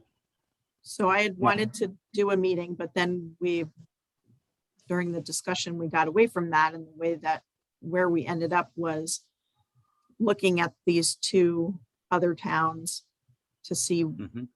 what they had put into an ordinance. Yep. And they are basically the same format or the same sort of outline with variations, but not significant that I saw. And that's, the 50-foot setback from brick and mortars is a little bit more of a challenge in Kent, Connecticut than it is in Sharon. Right. Yes. And there's also, some sort of salient differences, I think, between just inherently between Sharon and Kent, where Sharon doesn't have a major state road running through its downtown. And there's not, their downtown is not, it's very different. In a number of different ways. I think if anything, the comparison would be closer to a North Canaan than it would really be to a Sharon. Yeah. There's not And that ancillary traffic coming through. There's not, it's not, Route 7's the major thoroughfare on the western side of the state. mhm. Donna, did you have a question? I saw you turned on your video. No, I read them all, and, I think you need to compare them to what Torrington Area Health is requiring, because they have their own requirements. And you need to look at what you're going to do for parking and traffic flow, and none of that's considered. I couldn't find anything anyway in the two that I read, but that was all. No, and the Sharon one, it seemed what I read was there had to be a sponsorship, because there had to be access to bathrooms. I didn't see that, and maybe I just missed it in North Canaan, but the whole concept of having it sponsored is a little, I don't know, a little odd. It almost is such an impediment that I don't think you'd see anybody come on and try to do that. The host. Yeah. Right. So that would mean, as an example, that Bain Real Estate would host a truck in front of them if it was 50 feet away from any brick and mortar that didn't approve. And then they would have access to the bathrooms and I think, what else was it? I think it was bathrooms for their own use, not for the truck person's use, not the public's. Right. I think that the one in North Canaan, if I remember correctly, was actually put in place because there was a restaurant that was required to be closed due to COVID, but they wanted to stay open. Oh, So what okay. they said was, you can sponsor your own food truck. And that's where that host came in. Got But it. if you read the Torrington Area Health one, it said that the food service vehicle must be moved on a daily basis. If the operation is not, it is considered permanent and must comply with the requirements for employee toilet and hand washing facilities that are connected to conventional water supply and sewage disposal systems. So that was, I think if you're hosting it, then it would be the employees, your employee would be using the bathrooms in your facility. But I think As the host. that's why the hosting came in from North Canaan. Okay, thanks for that. Sure. And so it's really contingent on a host property.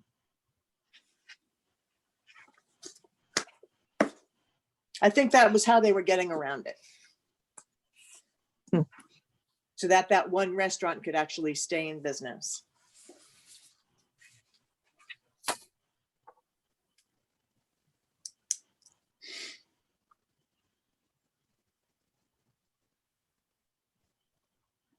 So do we want to go to a town meeting, an informational town meeting? Where do we want to step I don't know. next? So the question is, are we going to do an ordinance where you have all these stipulations, or are we going to just deny it as is recommended by some people? Or are you just going to, or is the flavor just to pass it, as other people have said, just to allow it? I don't know. I mean, do you have to have, I guess the question is to the three of us, do we have to have an ordinance in any shape or form to define a food truck? Or do we just leave it under the peddler's license as it's been?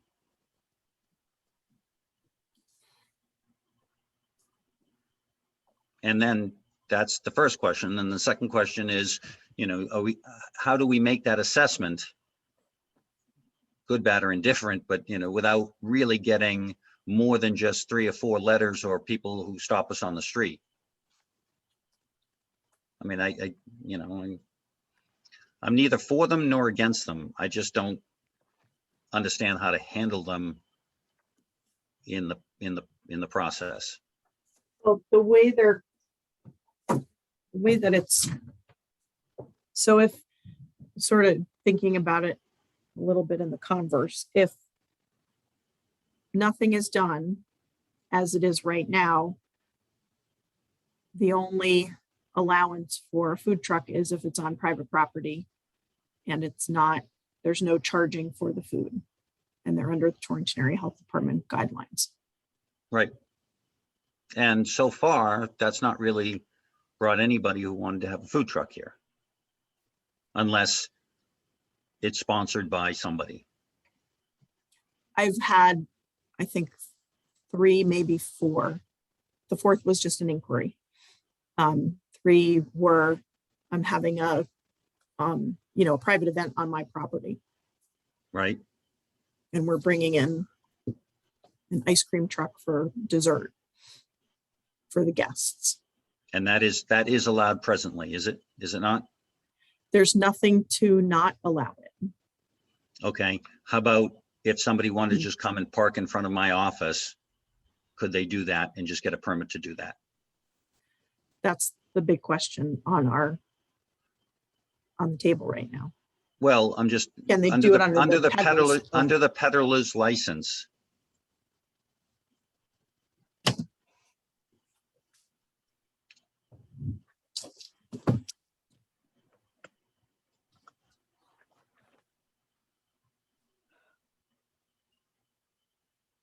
I thought, my understanding is under the peddler's license, they couldn't even do that because they have Torrington area health restrictions, and they also, I think maybe that was the only thing that was holding them back. But I don't know if that's accurate or not.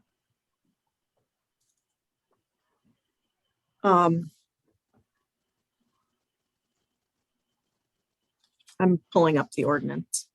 Ed, we can't hear you. I thought we had an ordinance that said there was no food trucks allowed in the town of Kent, but there aren't, correct? I think all we have is a peddler's license. I know, I Right. believe under it before, Right. planning and zoning was the gatekeeper, Right.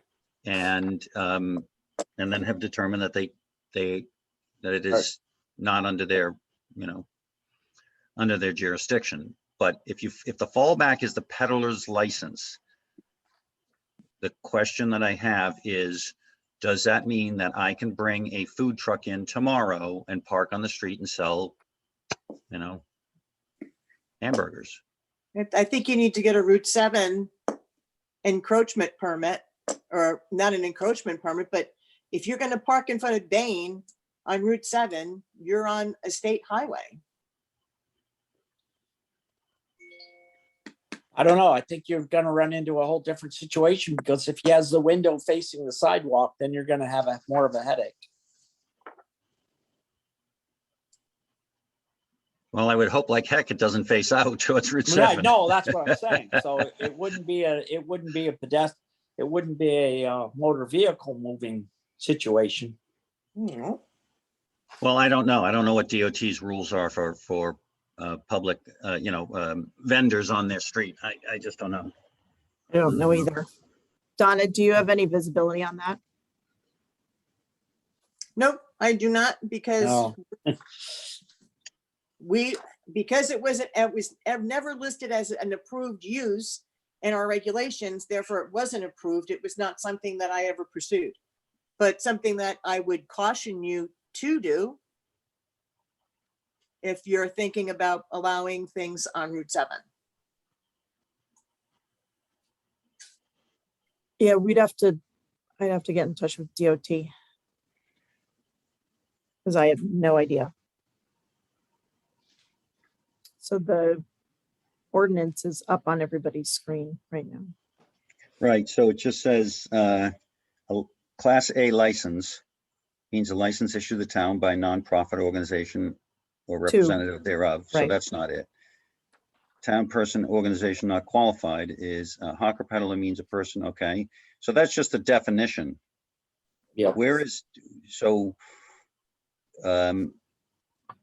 when we give a person's, okay.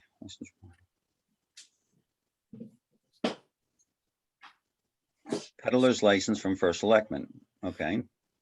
So it comes down to what, I think it comes down to the definition for hawker or peddler.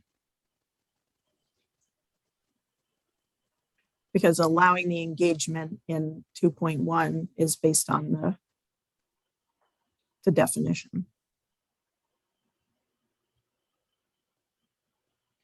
Place in the same town selling or bartering or carrying for sale or barter or exposing therefore any goods, wares, or merchandise either on foot or from any animal or vehicle.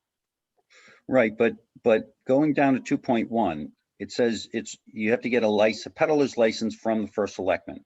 Do you actually have a form for a peddler's license? I'm going to defer to Joyce on this Does because anybody we've know? only, Joyce, you're still on the call, right? I have my screen share. Yes, we do currently have a Mhm. form. Mhm. Okay, what does it look like? What does it say? What does it mean? Does it, I guess because if that doesn't have any guidelines, if that permitting process doesn't have any guidelines or does have guidelines, it would be good to know what those are. As an example, the guideline may say you may not park on Route 7 or Route 340, any state road, as an example. Joyce, is the form on the website? No, That you know. the only form that we have, it's basically a certificate that we give to the hot dog and the fish guy.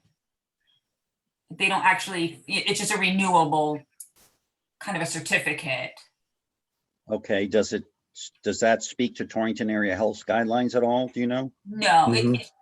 it's just Well, a maybe certificate. that's- All it has is the name of the business, what they sell, and that it's good for a year. That's it. Okay, Nothing And more, then- nothing less. Right. so wouldn't it make sense because there's a health component to it, to fall back on the health department's requirements? At least that is a basis. They are inspected by them, I know, the two Right. people. If they're Currently. selling food, they're engaged with the Torrington Area Health Department. I'm sorry, I thought it was referenced by Donna that Torrington Area Health you have to have bathroom facilities, you have to have, I guess that's if it's not moved. Is that what you said, Donna? Yeah, if it stays, if it's not moved, it has to be moved overnight. Right. Okay, so then that's, okay. But if you look on the Torrington Area Health website, they do have an itinerant vendor / mobile vendor food service requirement outline, which Right. I can give to Joyce tomorrow if she needs it. That would be great to have. Okay. Then under food inspection? Oh, yep, got it.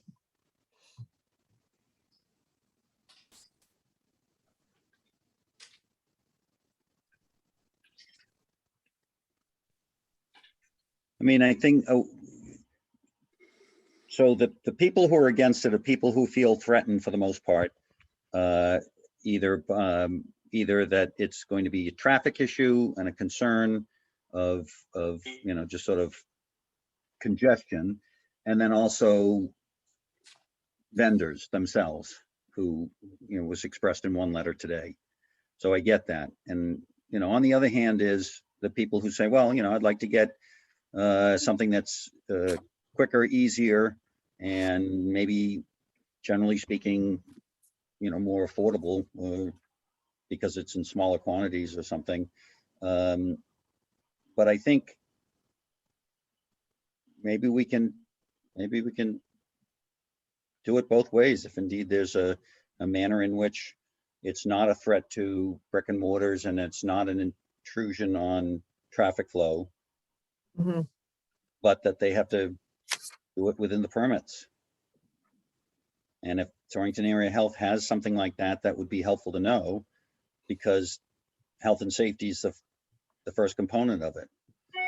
Actually would be something that probably traffic and noise committee would want to think about too. What happens if you get I'm making it up.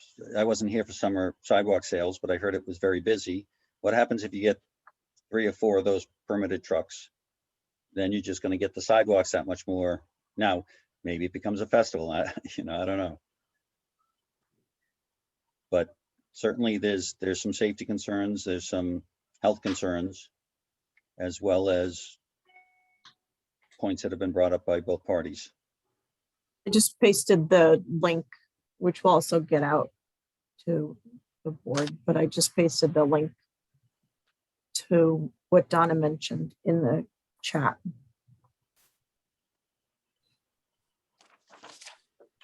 So just recapping again, a food truck can come on my property if I pay them or I let them be there and they don't charge anything. And they still would need a peddler's license, correct? No, because they're not peddling anything. Okay, so then a food truck can be in Kent as long as it's on private property. Right, So what was the concern? Go through ahead. Randy, we established those, there were, I believe, 4 criteria. It's on private property, the food's not for resale. They go through Torrington Area Health Department. Yeah. And it's only available for the guests of the event. Okay, there was a time limit put on in the in the ordinances that I read from like 11 to 11. That would not be prohibited if somebody had a party and they were doing it till 1, as an example, right? Under that, because they're not regulated.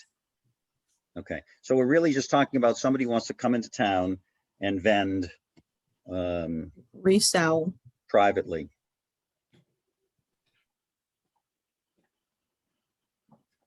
Well, no, I think it's the opposite.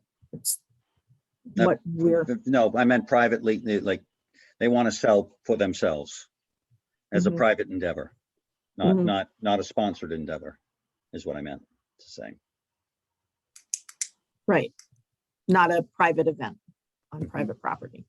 Right. They want to sell their food to anybody who walks up to their truck. Yep. Yep.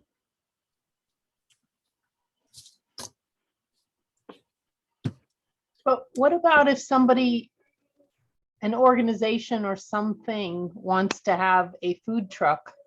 Like for instance, Kent Falls Brewing wants to have a food truck. Wouldn't that need some regulation?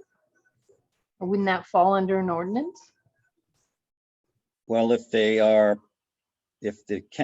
brewery is actually doing it as an event and the food is not being sold, they can do that.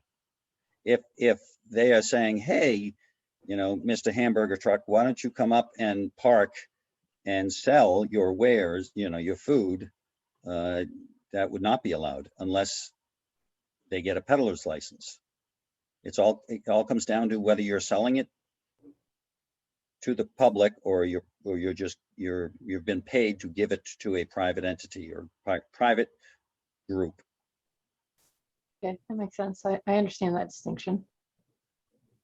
I'm kind of confused though, because now the more I think about it, what happens at the antique machinery show with the people that sell stuff?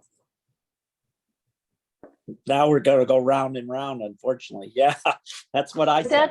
but that's not That a a truck. peddler license? That's You're not right, a it's not, truck. you're right, it's not a truck.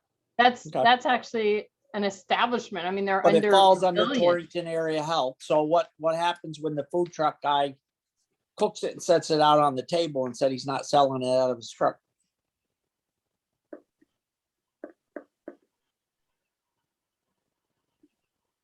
I think we need to discuss this more. From a health standpoint, there's still, it looks like from this application, there's still an itinerant vendor is still required to apply through Torrington Area Health Department. Right, most of them get an annual permit from Torrington Area Health for a food truck. Mhm. Lions Club is not itinerant. But then they get another permit for each individual location. Correct, right. Right, so they But get a that way license, Torrington to Area be a Health doesn't chase them and around. they get a license to operate on each Correct. individual location. Right.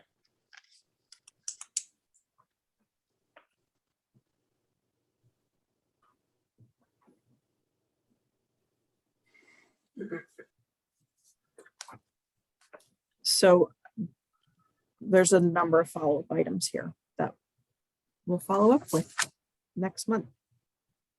So by next month, we'll have at least an understanding as to Torrington Area Health requirements And Um, DOT, and DOT concerns or focus. And then in that manner, I guess we just have to look at it and say, you know, based on that information, whether we follow those two entities that are sort of bigger than the town, I would think, right? Mhm. And then, okay, I'm open to that.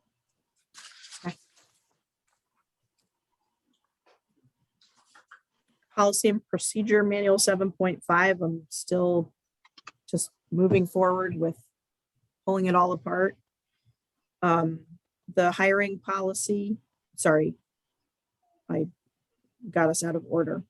The hiring policy, I sent the department heads feedback.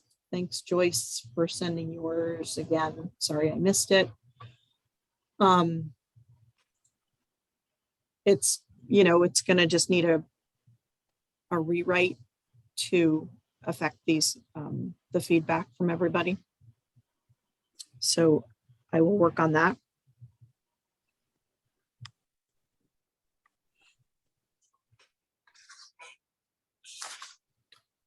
Will we see the final version before? Yeah, I'll send out a draft again for department heads and then get your feedback again, edit it again, and then send it back out. And then once it's ready to go before the board, thank you. I'll bring it to the board. Okay, I think after reading everybody's comments, it just seems like, you know, you have very, very professional department heads that are working in the town of Kent. And they should be acknowledged as being professional enough so that they should be the ones that are leading the charge to hire the people that are going to be working in their departments, because nobody knows better than those department heads what they're going to need. So I think letting the department heads do their jobs was kind of seems to be the underlying change to the recommendations and what was originally presented. That's my take on it. I don't know what anybody else thinks, but that's what I think. Well, I think part of the problem, Donna, was that we had inconsistencies. So if we can get to consistencies, that would make it happy for me. Yeah. I don't remember ever seeing any inconsistencies. To me, I did not see any. And and thought at least for me, my process is different than everybody else's. So, but even looking at other people's processes, I did not see any inconsistencies. You know, I mean, Well, maybe this is a good way. I think it's a good way to just, get it all down so everybody's input is there. And if I mean, turn it around and you run it through the cycle again and again, and then it'll get tighter so that we all are comfortable with how the process goes down.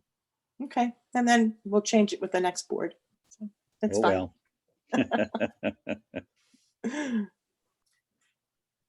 So 7/5/3, the Juneteenth federal holiday. So the feds passed Juneteenth, June 19th as a federal holiday. The governor came out on, when was this? June 19th. Probably June 19th Oh, no, of no, excuse me. 2021. Yeah, June 19th. Where's I the think. date on this? But he has yet to add it to the list of holidays through Department of Administrative Services.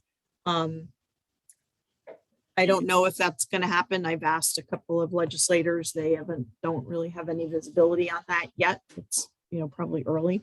But I don't know if we necessarily have to wait for the governor to make it a state holiday. There's in the manual, in the policy and procedure manual, which I just put away, there are basically 3 categories in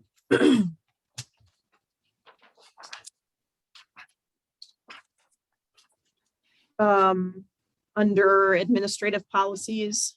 The town hall will be closed on 3 calendar specific days, which that's wrong because there are actually 1, 2, 3, 4, 5 here. So this is a little bit confusing actually, now that I'm like truly reading what the words say. So there are 3 categories. Town hall will be closed on 3 calendar specific days, but there are 1, 2, 3, 4, 5 days. And then the second category is 7 other days set by federal or state decree. And then the third category, 2 days set by the Board of Selectmen.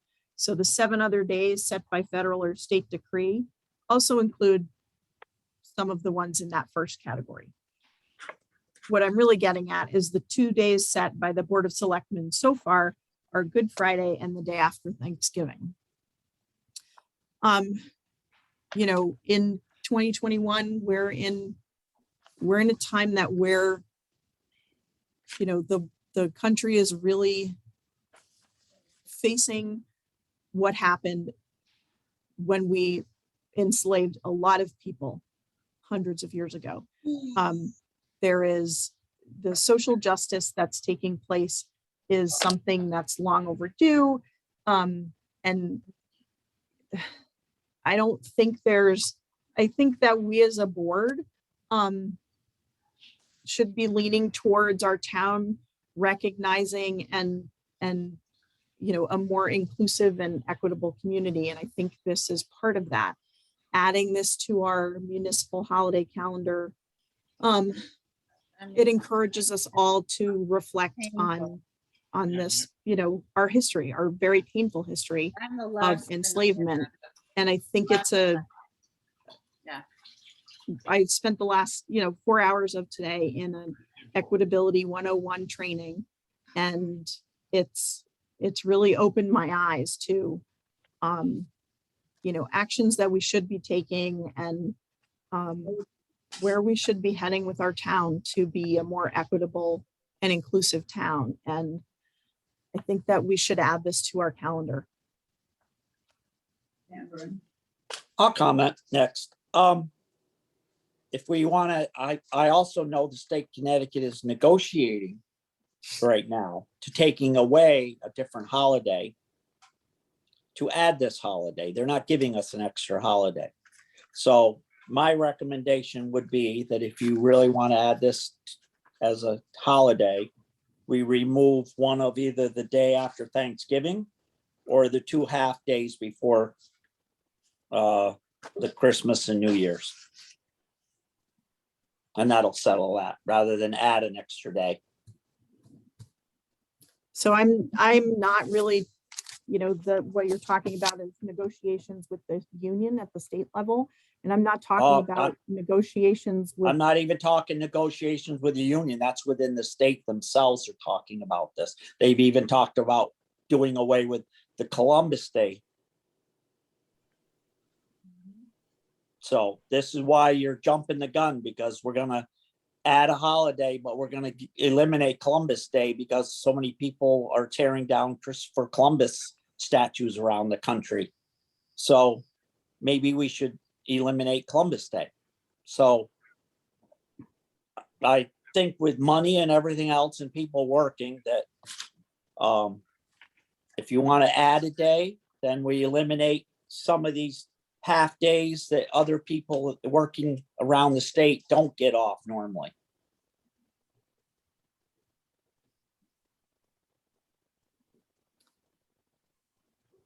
I think our town employees work hard, and We all I work don't- hard. I'm not saying that anybody doesn't. I'm speaking for the municipal employees in Kent. I think it's also important from heading, us as leaders of the community, taking, standing out and pushing forward to be more equitable, to be more inclusive. Chris, you look like you want to weigh in. I don't have the constraints, if you will, of holidays. As a self-employed individual, I think there's merit in the recognizing the day. Certainly, I just don't know if it necessarily has to be a paid day off. There's no, Ed referenced Columbus Day, which some people celebrate as Indigenous Peoples Day. There was a whole group of people that their lives were altered significantly as well in Indigenous people. That at this point, we don't even celebrate, nor do we have a day off paid vacation of. So I'm sort of in the middle between you two. My sense is recognize it as a day, as the state does and as the feds do. I don't know if it really merits a day off. And if you were to, add it as another one, I think it just becomes a political football that I don't think is necessary to have. I think it's a celebration and a recognition, much like Ron was trying to get for one individual. It's a recognition of a historical situation that we're all trying to sort of grapple with. I think the first step of making it and recognizing it as a town holiday, along with the states and the feds, is great. And then in the future, if people feel that it's warranted and they want to move around holidays and things like that, I think that can be decided then. Can I ask a question of Ed? Sure. Are you against this because for budgetary reasons? I'm not against anything. I just said that we shouldn't be adding extra holidays when we already have some holidays in showing in for people to get time off that most other people aren't getting. And I also would rather wait until the state makes this decision if they were going to consider this a federal holiday off also or not. Yeah, I was just curious because when I do my salary budget, I don't take into consideration those holidays. I don't take them out. So right. So so I was just curious as to the rationale behind it, if it was a budgetary reason or not. If it was No, it's just, it's you just, felt there's that the been, town hall employees get too many vacation days. no, I don't, Or I'm not holiday. saying that at all. I'm not, I'm Okay. just saying there's been a lot of discussion statewide about adding and removing holidays. And I would rather wait until we see where this is all going right now. Because the state of Connecticut's been talking about eliminating and lowering the amount of holidays they get off. But that's the state employees. That's correct. And that's why they haven't even added this one. And usually you would think the state of Connecticut would have jumped on this immediately if they felt it was needed, and they haven't done it. So that's why I think the town should hold off and see what happens. Okay, And like I said, has nothing to do with bearing with the town employees that are working currently right now for holidays. thank you. So is the appetite that we want to wait on this? Massachusetts did, I don't have a date on it, but they did recently, I think before the last, this 2021 Juneteenth, they approved it as an added holiday. So we can just move on. The resident state trooper funding, I don't have anything further on that. Oh, Union- just let me catch up with that. We know that two institutions have said, am I correct, that two institutions cannot support it at this time? Correct. Okay. I haven't gotten a letter from Marvelwood. We received a letter back from South Kent School. Okay, so have you reached out to both those Mhm. institutions Yes, and no response? not yet. Okay, so I And I guess have not approached High Watch to ask them. There was some discussion at last month's meeting to contact them as Well, well. if I recall correctly, High Watch was a direct donation. They wanted to donate it to us, the town, and they wanted to give it to us, and we recommended that they give it directly to the fire department. Correct. Correct. I don't know if that relationship, and we were trying to encourage that relationship between High Watch and the fire department. I Mhm. don't know if the fire department and High Watch have continued that relationship. It didn't last year. It did or did not? It did not last year. Did not. Okay. So I don't really, know who the Kent Volunteer Fire Department, is that John Russell? yep. Hi, John Russell. I concur with Ed's assessment. I would say there hasn't been any conversation with High Watch about that. Okay. So the broader picture, I believe, is that, and I don't think, no, Barb's not here on anymore, but did we not anticipate certain specific revenue from these institutions in our last budget, or did we? Do you know? You recall? Oh, I'd have to look at the budget Because that's again. really, to me, the crux of it all.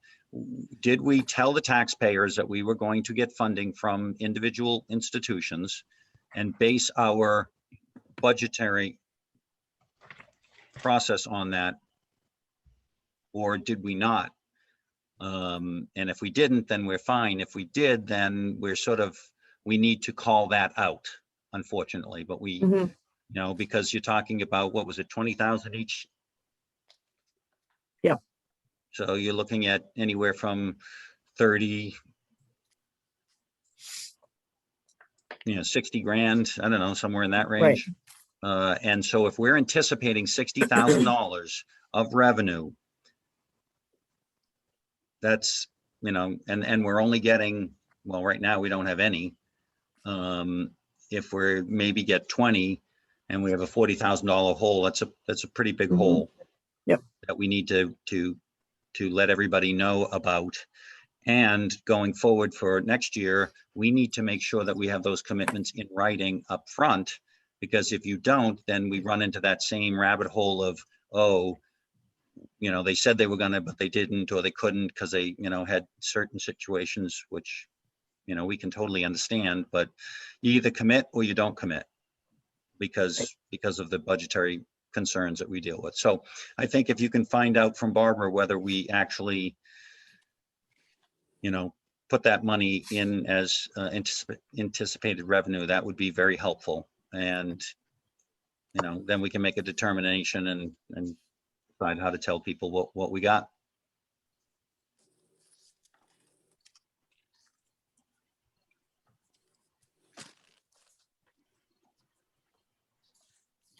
And I'd actually go a little further, and I know I'm not going to be on the board, and maybe none of us will be, who knows?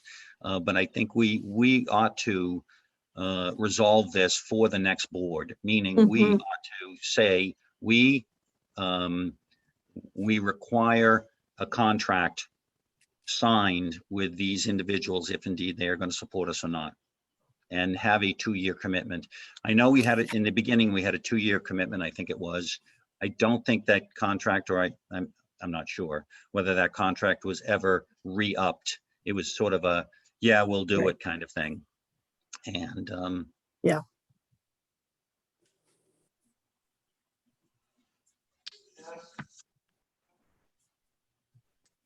Jean, and to the Yes. board, there was $40,000 designated Thank as you. anticipated revenue.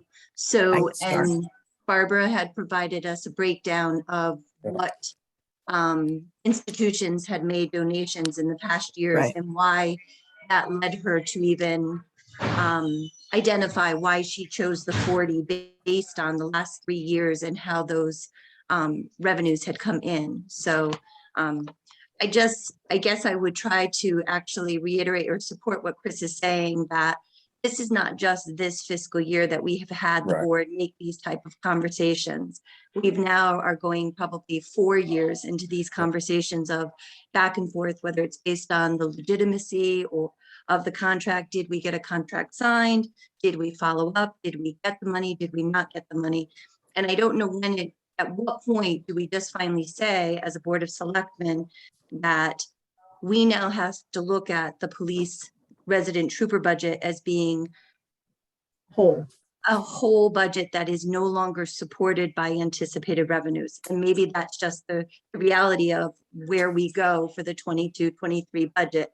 Because again, saying what Chris said, but truly, I personally am sensitized by, if we put forward the anticipated revenues and we have nothing to validate why we even put those forward, and we actually have no follow-up to getting assurances that we were or were not going to get them, why did we put them in the document? So it just doesn't answer the question maybe for this fiscal year, but it does lend for some real solid discussion for going forward for the next fiscal year too. And maybe that changes not including those revenues for the budget. Thank you. And I don't know, we keep sort of using the word contract, but I don't, from everything that I read, it doesn't seem that it was actually like a legal executed contract. And I think that was part of what led us down this sort of fizzling out, that there wasn't, from what I was told, was that it wasn't, it wouldn't stand up in a court of law if they didn't pay the. You are correct. That was the opinion provided by the town attorney. But it also goes to, I'm not sure who initiated the development of the document in the first place. So, and maybe that's where, if the board going forward decides that we're going to try to rely on these revenues, maybe one of the parts of the process has to be to strengthen that document, weigh it out. And get this into place before we're going into the budget year for 22. Mm-hmm. yeah, and the genesis of all this was, if we recall, was we had a resident trooper that the only way we could make a change was to actually terminate the contract. And then there was hue and cry after a couple of years of not having a resident trooper. And there was a movement about, of which these institutions Support. were very, very much a voice. And so behind that voice, they put funds. Right. Now what's happened is we now have a resident trooper, and the cost of the resident trooper has gone up, and also the financial obligation has never been sort of solidified in any manner. I don't think the town, in fact, I remember the conversation, the town did not have interest in chasing somebody if they had no institution, if they weren't able to Right. to fulfill their obligation. But we're well past that. We're now in a point of, as Darlene has pointed out, we anticipate revenue based on maybe. And I just think that that's what we can't do. Agreed. And, if you want, I don't mind calling. I have a long relationship with Kent School. I don't mind calling and seeing if indeed that's what they want. If they are not responding to you, I'll let you know that would be great. if I need help. 7.7 union contract was signed based on our last executive session. So that's all put to bed. And we'll go to 8. Can I back up just a sec, Jean, on that Sure. union? I know that, we gave you the green light to do that. Did it ever come out in the form of a motion to accept the contract? Do you remember, Ed? I thought we did. No, we couldn't because we had to do that, I believe, in executive session because we had to see first if they would accept it or not. Right. So I know, So that, our action that you did, Gene, was all in concert to what we were thinking. In looking back Right. at things, I don't remember doing a motion. And I remember last time we did the contract, when I was with the other, last board, we actually had to make a motion to do that. To accept the contract. To accept the contract and the terms, yes, that we've decided on. So I just, it's a little bit of housekeeping. I want to make sure that we didn't. Right. I need to go back and look at the previous minutes.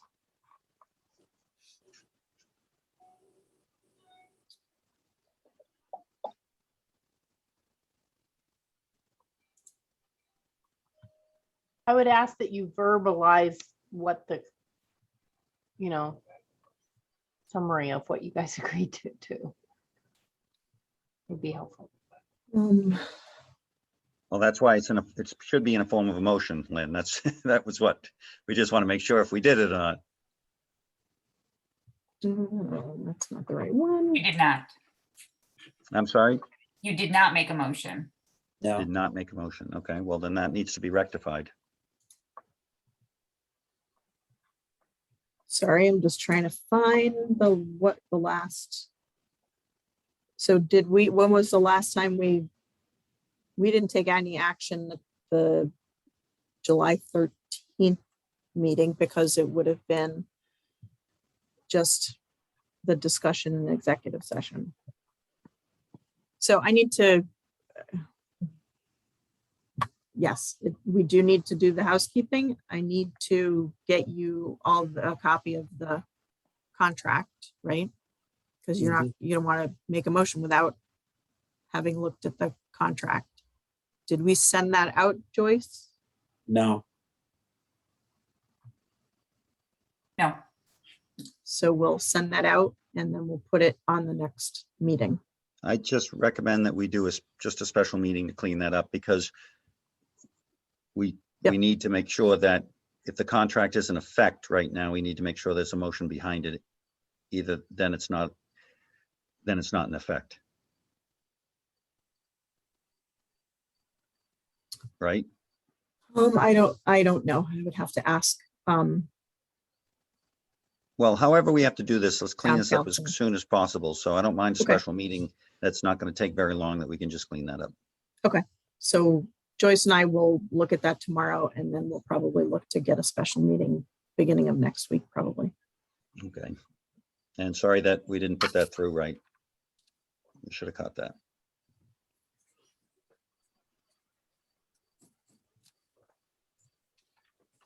Subcommittees, is Rick here? Let's see him.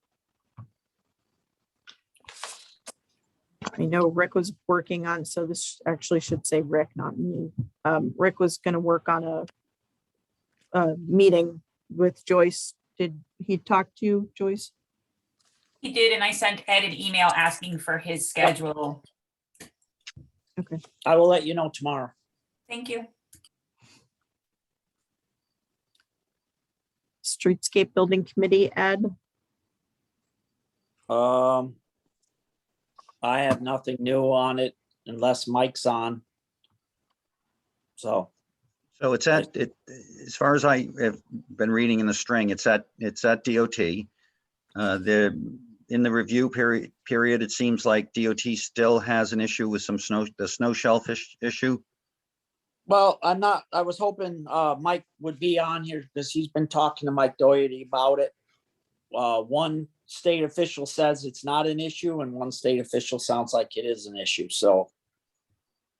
Right, that was but supposed, as I read in the email from Mike Doherty that they were going to appeal to, correct, and I think Agreed. they already did appeal that. they did, okay. And we don't know the results of that yet? I think we will know as soon as they can schedule a meeting.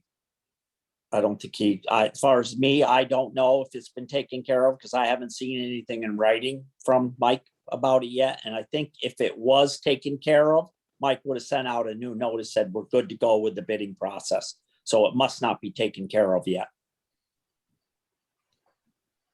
Okay, so as There far as, also is another easement. There is an easement issue also. Right, so there's 2 permanent easements that Yeah. we'll need to get. And we're working on, we have to get some Let me see. information from Hawk Surveying. And then and then Randy is working on, there's a bunch of details that Randy has to include in the letter to which would be similar to the temporary easements. That has to go into the letters to the 2 landowners for these 2 permanent easements. They're for little tiny, one is for a tiny sliver of property. And that's on as you're heading north on the right-hand side. And then on the left-hand side at the corner, there's the way that the property line goes at the corner where the church is. It actually sort of goes out into the road. So there's a permanent easement that SLR is recommending that we request from the owners. So those 2, Randy's got to put together how much land, and then convert that into a number and make an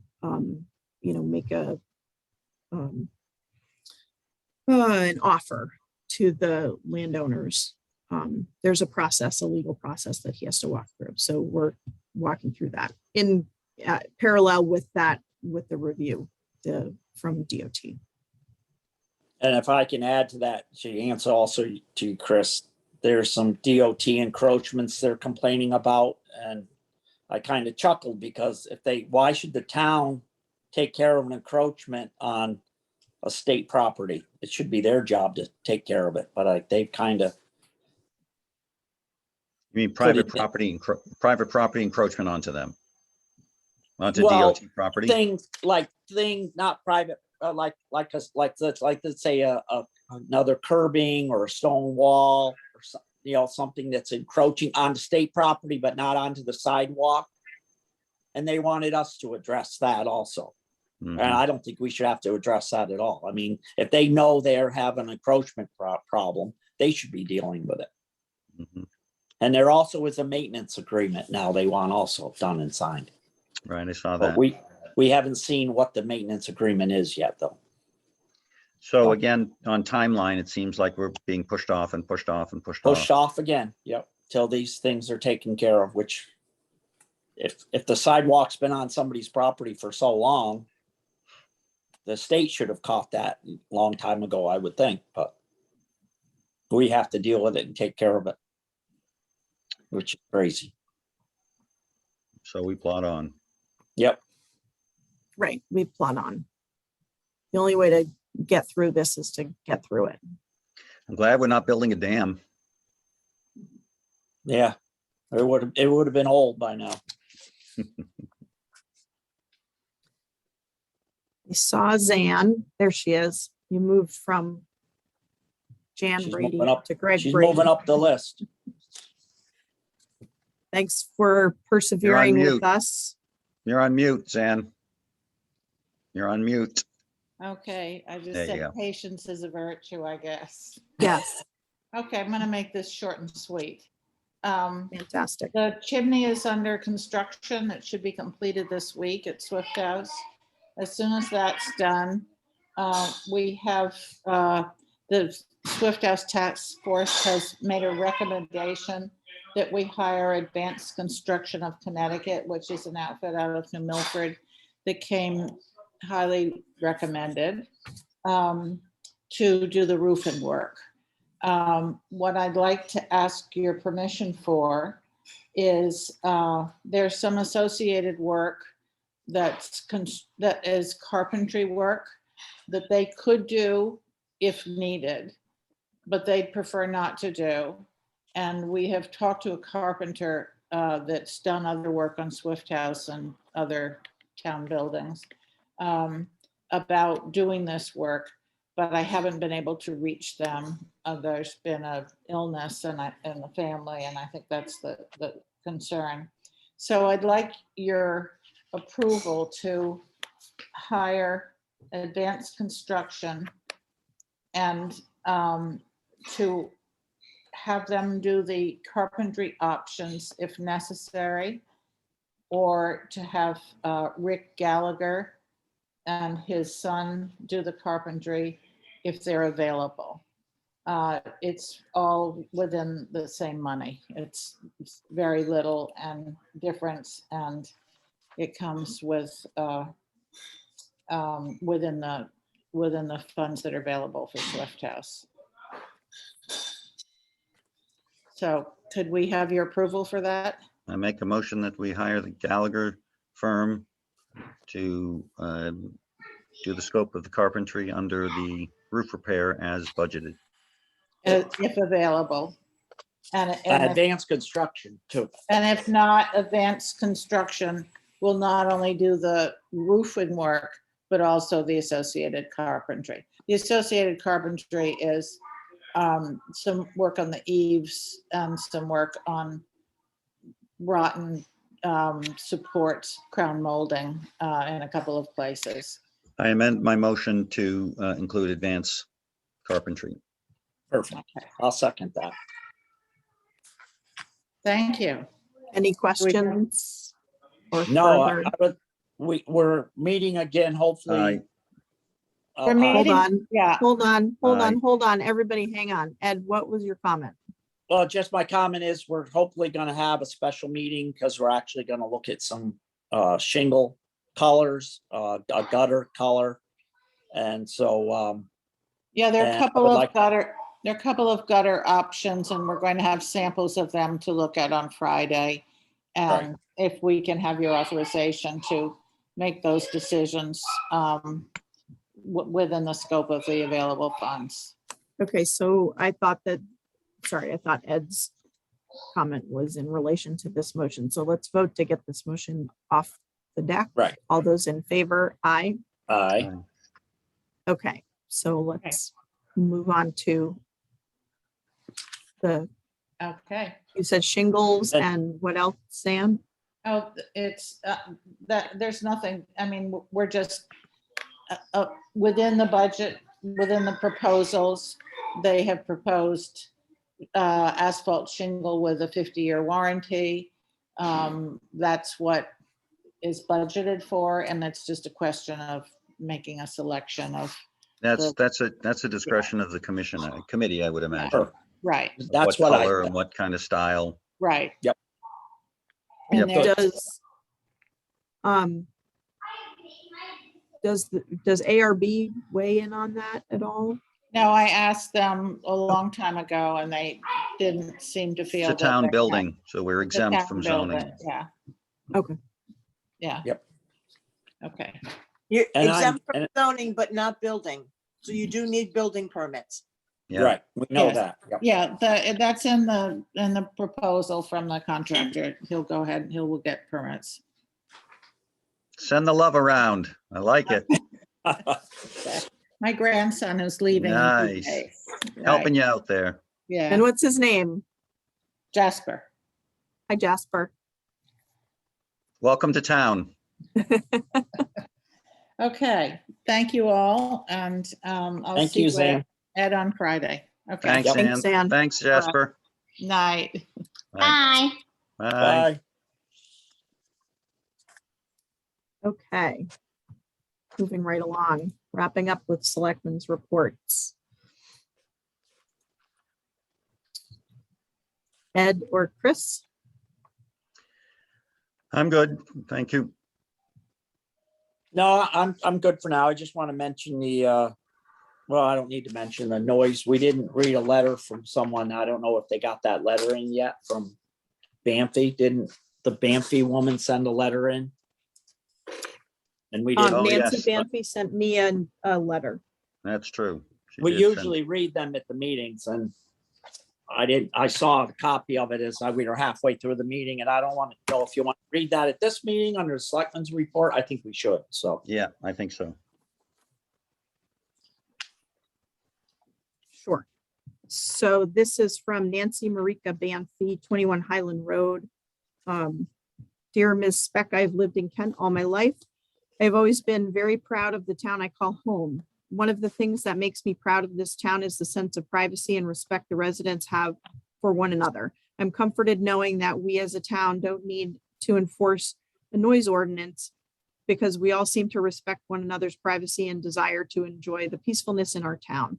It is one of the main reasons many weekender residents of this town flock here on the weekends to get away from the noise and hustle and bustle of the city life from the week before. This past weekend, my sense of pride for this town was a bit lost, and I was actually embarrassed by the constant reverberating loud music resonating from Club Getaway. I understand that Club Getaway hosts many functions during the summer months. However, I have been so disturbed by the inappropriate hours of constant loud music. It started Friday night and well past midnight. It continued all day Saturday and well past midnight Saturday, and then started back up again at a very surprising 8:30 Sunday morning. What was most shocking is the inappropriateness of the hours of this entertainment. I won't even mow my lawn until 10 or 11 on a Sunday morning. What I'd like to know is how this sort of disturbance was approved, or were you even aware of the magnitude of this event and how it would affect the residents of your town? Perhaps a town meeting should have been held to survey the neighbors of Club Getaway, or at least given us a warning of some sort. I just really felt the need to let you know, as the town's first selectman, that as a tax-paying longtime resident of this town, I've never felt so disrespected and quite honestly embarrassed at the events of this past weekend at Club Getaway. I feel even worse for my fellow neighbors who arrived here Friday evening for the weekend to escape all the noise of the city, not only to find it worse here in Kent. Sincerely, Nancy M. Banffy. So I had very little visibility on this until pretty much that the P&Z meeting. John Russell had come and said that Club Getaway wanted to park 500 cars in the gravel lot and that they weren't going to be able to help them with that. And he was just asking me sort of in an informal way, did I know anywhere else? And there was no talk of any sort of huge event until really the P&Z meeting on Tuesday.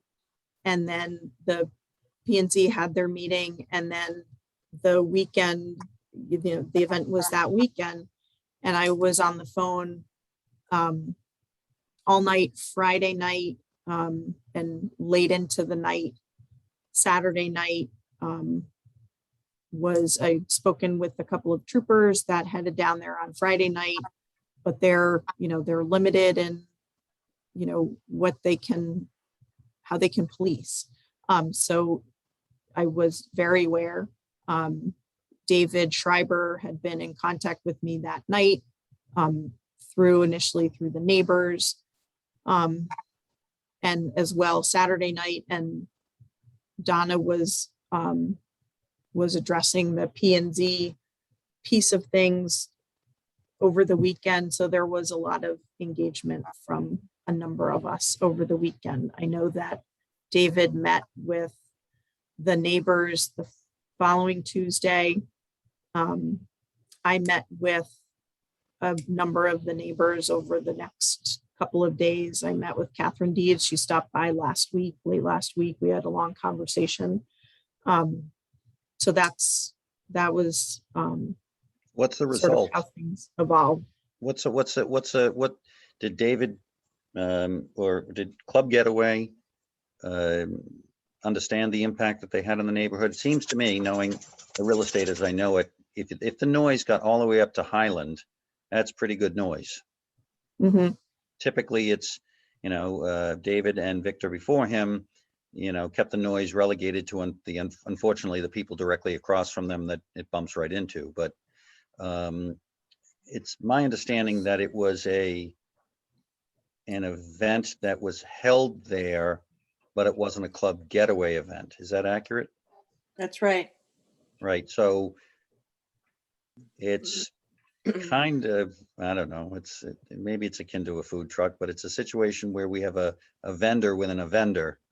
And that regulation that the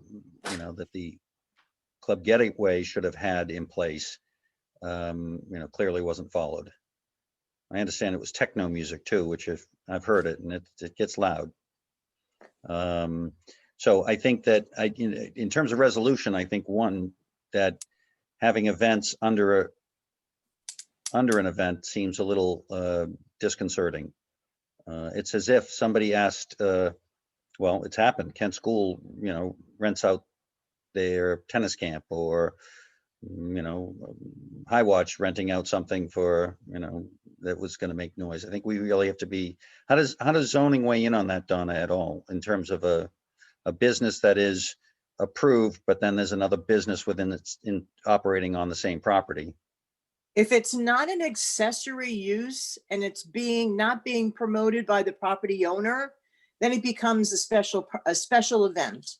And that was why we had the meeting, was actually to give them a special event permit, and they're allowed to do one per calendar year. And we attached conditions upon that special event approval, which was if David or the state police received 5 separate complaints from 5 separate households by 1:30 in the morning, then the next night their music was to end at midnight instead of going through until 5 a.m. in the morning, which is what they had originally planned.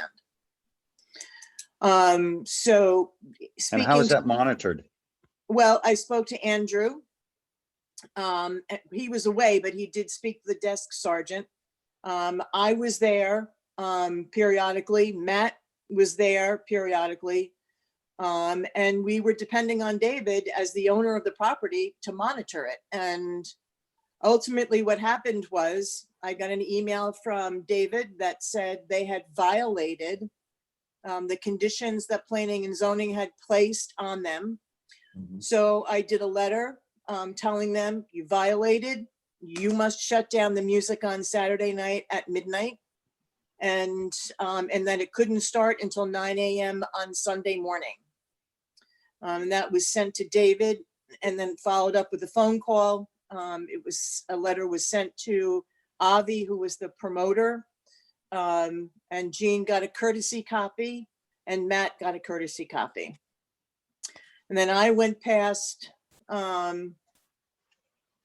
Saturday morning, Saturday night, and then Sunday morning and Sunday afternoon.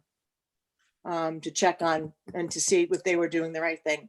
Long conversation with David. He realized he had made the wrong decision. And he said he would never do it again. So right now at the last planning and zoning meeting, the commission had asked me to do a history of Club Getaway to see what their baseline of operations is, so that we can actually better describe what Club Getaway actually is and what the parameters are under which they can operate. And hopefully we'll be able to, at that point in time, at least curtail some of the noise, because there is no noise ordinance, and go that way forward. So that's kind of where we're at right now. So in terms of the Ms. Banfi, who has written a letter, have you responded, Jean, to her? You obviously spoke to her, right? No, because it was coming up at the meeting tonight. Okay. I might recommend, just from the board, we just say, we understand, we hear it was out of control, or at least it was beyond what is expected, and that planning and zoning is also dealing with it, and appreciate her input. And I mean, it is unfortunate, but I get it. He made a mistake, and he said that doesn't make sense. So I would, the only thing I would add is I would have expected it to have been loud, and I don't know in those special events how you can maybe, can you curtail their hours of operation? Yeah, from a 'Cause it zoning seems- perspective, we can. Yeah. But And we that's were sort of where they went. by this gentleman by the name of Adam, who is a professional sound Engineer. guy. Engineer. Subwoofers and woofers and tweeters and all that kind of stuff. And he assured the commission, and he assured Stan, because I was there Friday afternoon with Joe Manley and Stan McMillan and John from the fire department, just kind of walking around and seeing what they were doing, was that you're going to hear the subwoofers. You weren't going to hear anything else. You were going to hear the woof, woof, woof, woof. That was the noise you were going to hear. The stage that they set up by the lake, because the pond, someone very pointed out on a number of occasions, it's not a lake, it's a pond, is really basically an amplifier. It sure is. And Sure I is. mean, and yeah, I've been on the lake at night, and yeah, it is. And so that music was stopping at 9:30, and then they were going up to where the climbing wall and the ropes course was. And his belief was that you weren't going to really hear a lot of music. You were going to hear the subwoofer. And I think maybe when I was there, I didn't hear anything. When Matt was there, he didn't hear anything. The state troopers made the determination that it wasn't loud enough to be a breach of peace. So they did nothing. So we understand that there's a lot of sensitivity around it. So we're going to try our best through planning and zoning to set it up so that everybody is happy and that this doesn't happen again. And then just move forward. Okay. And I had a long conversation with David as well. And he said, he said that he made a mistake, that he regretted his decision, just like Donna said. Okay. And that he said, I need to be a better neighbor. And I said, yeah, you're absolutely right. And and that doesn't come in the form of, making an offer to ship the neighbors off to the Fife and Drum for the night, or, give them a hotel room down in Danbury for the night. It comes from you being a better neighbor and being more sensitive to the fact that you have a business that's essentially in a very residential area, and you have to understand that in a much better way than you did last weekend. And I accept that. He has, at least in my experience, been a very good neighbor. And so we hope that this is just a one-off. a Right. mistake and we can just move An on. and anomaly. hope that the next time when planning and zoning has it, and I will say, Donna, that I actually am happy and proud and that you guys were all down there with your feet on the ground. It doesn't happen very often, so it's impressive that you guys were there. You were monitoring it and you were looking out for the town. So I appreciate that. My last question is, are you a fan? No, no. But it was Billy Joel, Eric Clapton, Gotcha. I would have been there, the entire time, and I would have told people, you know what, take the offer to go to the Fife and Drum. 'Cause we're blasting tonight, so. Gotcha. Well, thanks again. Oh, you're welcome. It was tough because we were coming back from an ambulance call on Friday night and we went up South Kent Road instead of going up Route 7, because I want to say it was 12:30 when we were coming back through town. And you could hear exactly what Donna, you had said, that thump, the whoosh thumping, and sitting there on the side of the road in the ambulance as it was idling for a minute and a half. You could definitely hear it. It didn't sound in that, couple of, minute and a half, didn't sound intolerable. But then when you sort of extrapolate that out into, that was hours and hours and hours of that. If I can say something, it also made a huge difference when you went up to the house level. Right. It's With almost the like echo that, coming like, back off the lake and the mountain. I would say 2 to 5 times louder at the level of houses than it was down at the railroad Right. tracks. I actually have a video of both spots. And also just to say that Saturday night, he did not follow the planning and zoning's recommendation of turning it off at midnight. It No, you continued turned it off past- at 1:30. No, he did Well, not. Continued I past was, so I 3:30. was there and I was on the phone with David at about 12:03 because I It had went told off. him You're on correct. Saturday, I am going to be the phone call to the troop at midnight if went your off. music's not off. He turned it off by Yes. the time, and I sat there for 4 or 5 minutes, and then all things seemed right in the world, and I was getting texts from the neighbors right Yep. there saying, this is great. They actually followed through with what they were supposed to do, what the town said that they were supposed to do. By the time I pulled back in my driveway and walked in my kitchen, my phone was ringing and I was getting 12:25, texts correct. because it had just started up again and went It on is until back on. 1:30, 2 o'clock in the morning. Yep. So, Almost 3 o'clock. Yep. Yeah, Friday night into Saturday, they were on until 3 a.m.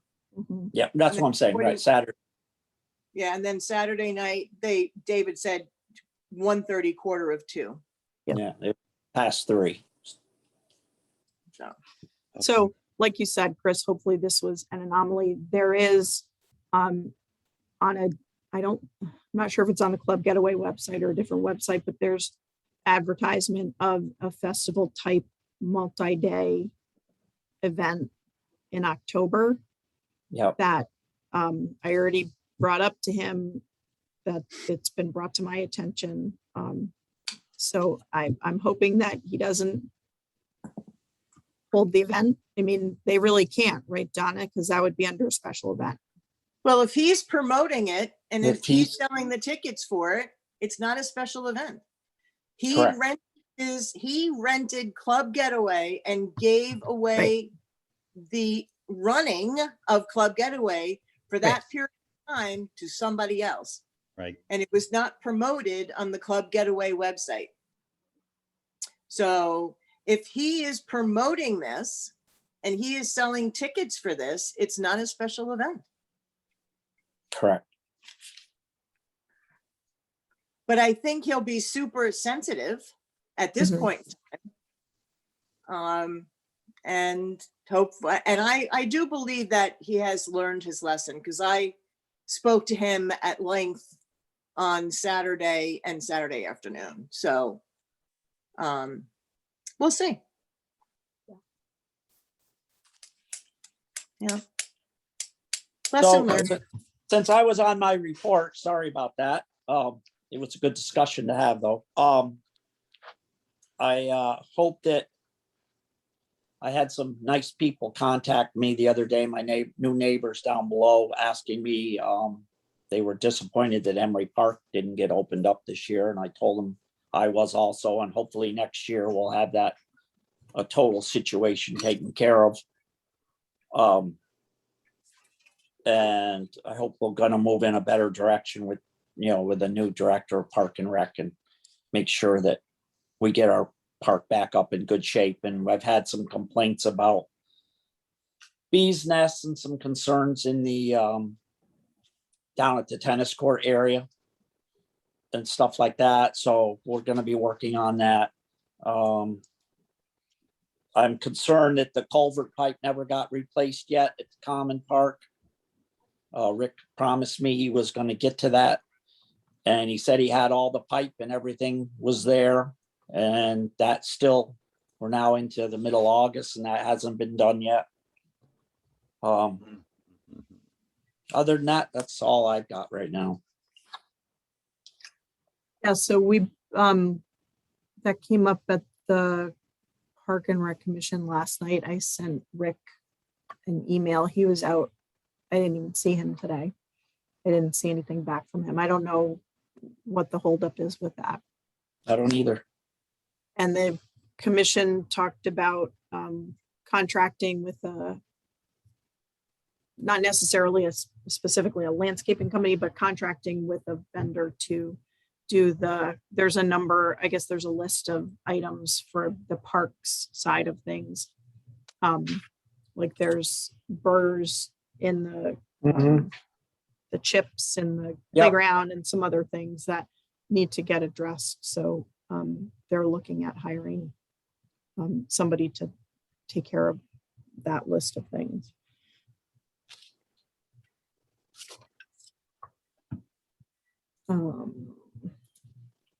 So just a couple of other things. I talked about the municipal affordable housing plan. Primary care had another conversation with New Vance and also had a conversation with Community Health and Wellness Center about some options, and somebody sent me information about a physician who's interested in moving to Kent. So I passed that on to New Vance, and just sort of ongoing conversations about that to try to help the town get some sort of primary care back in town.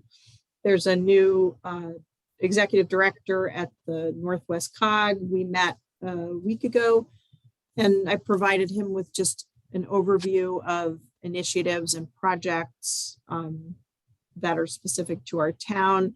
He remarked, wow, I think it was the 5th or 6th town. He said, there's not a town that comes close to the amount of initiatives that the town is dealing with right now in comparison to many other COG towns.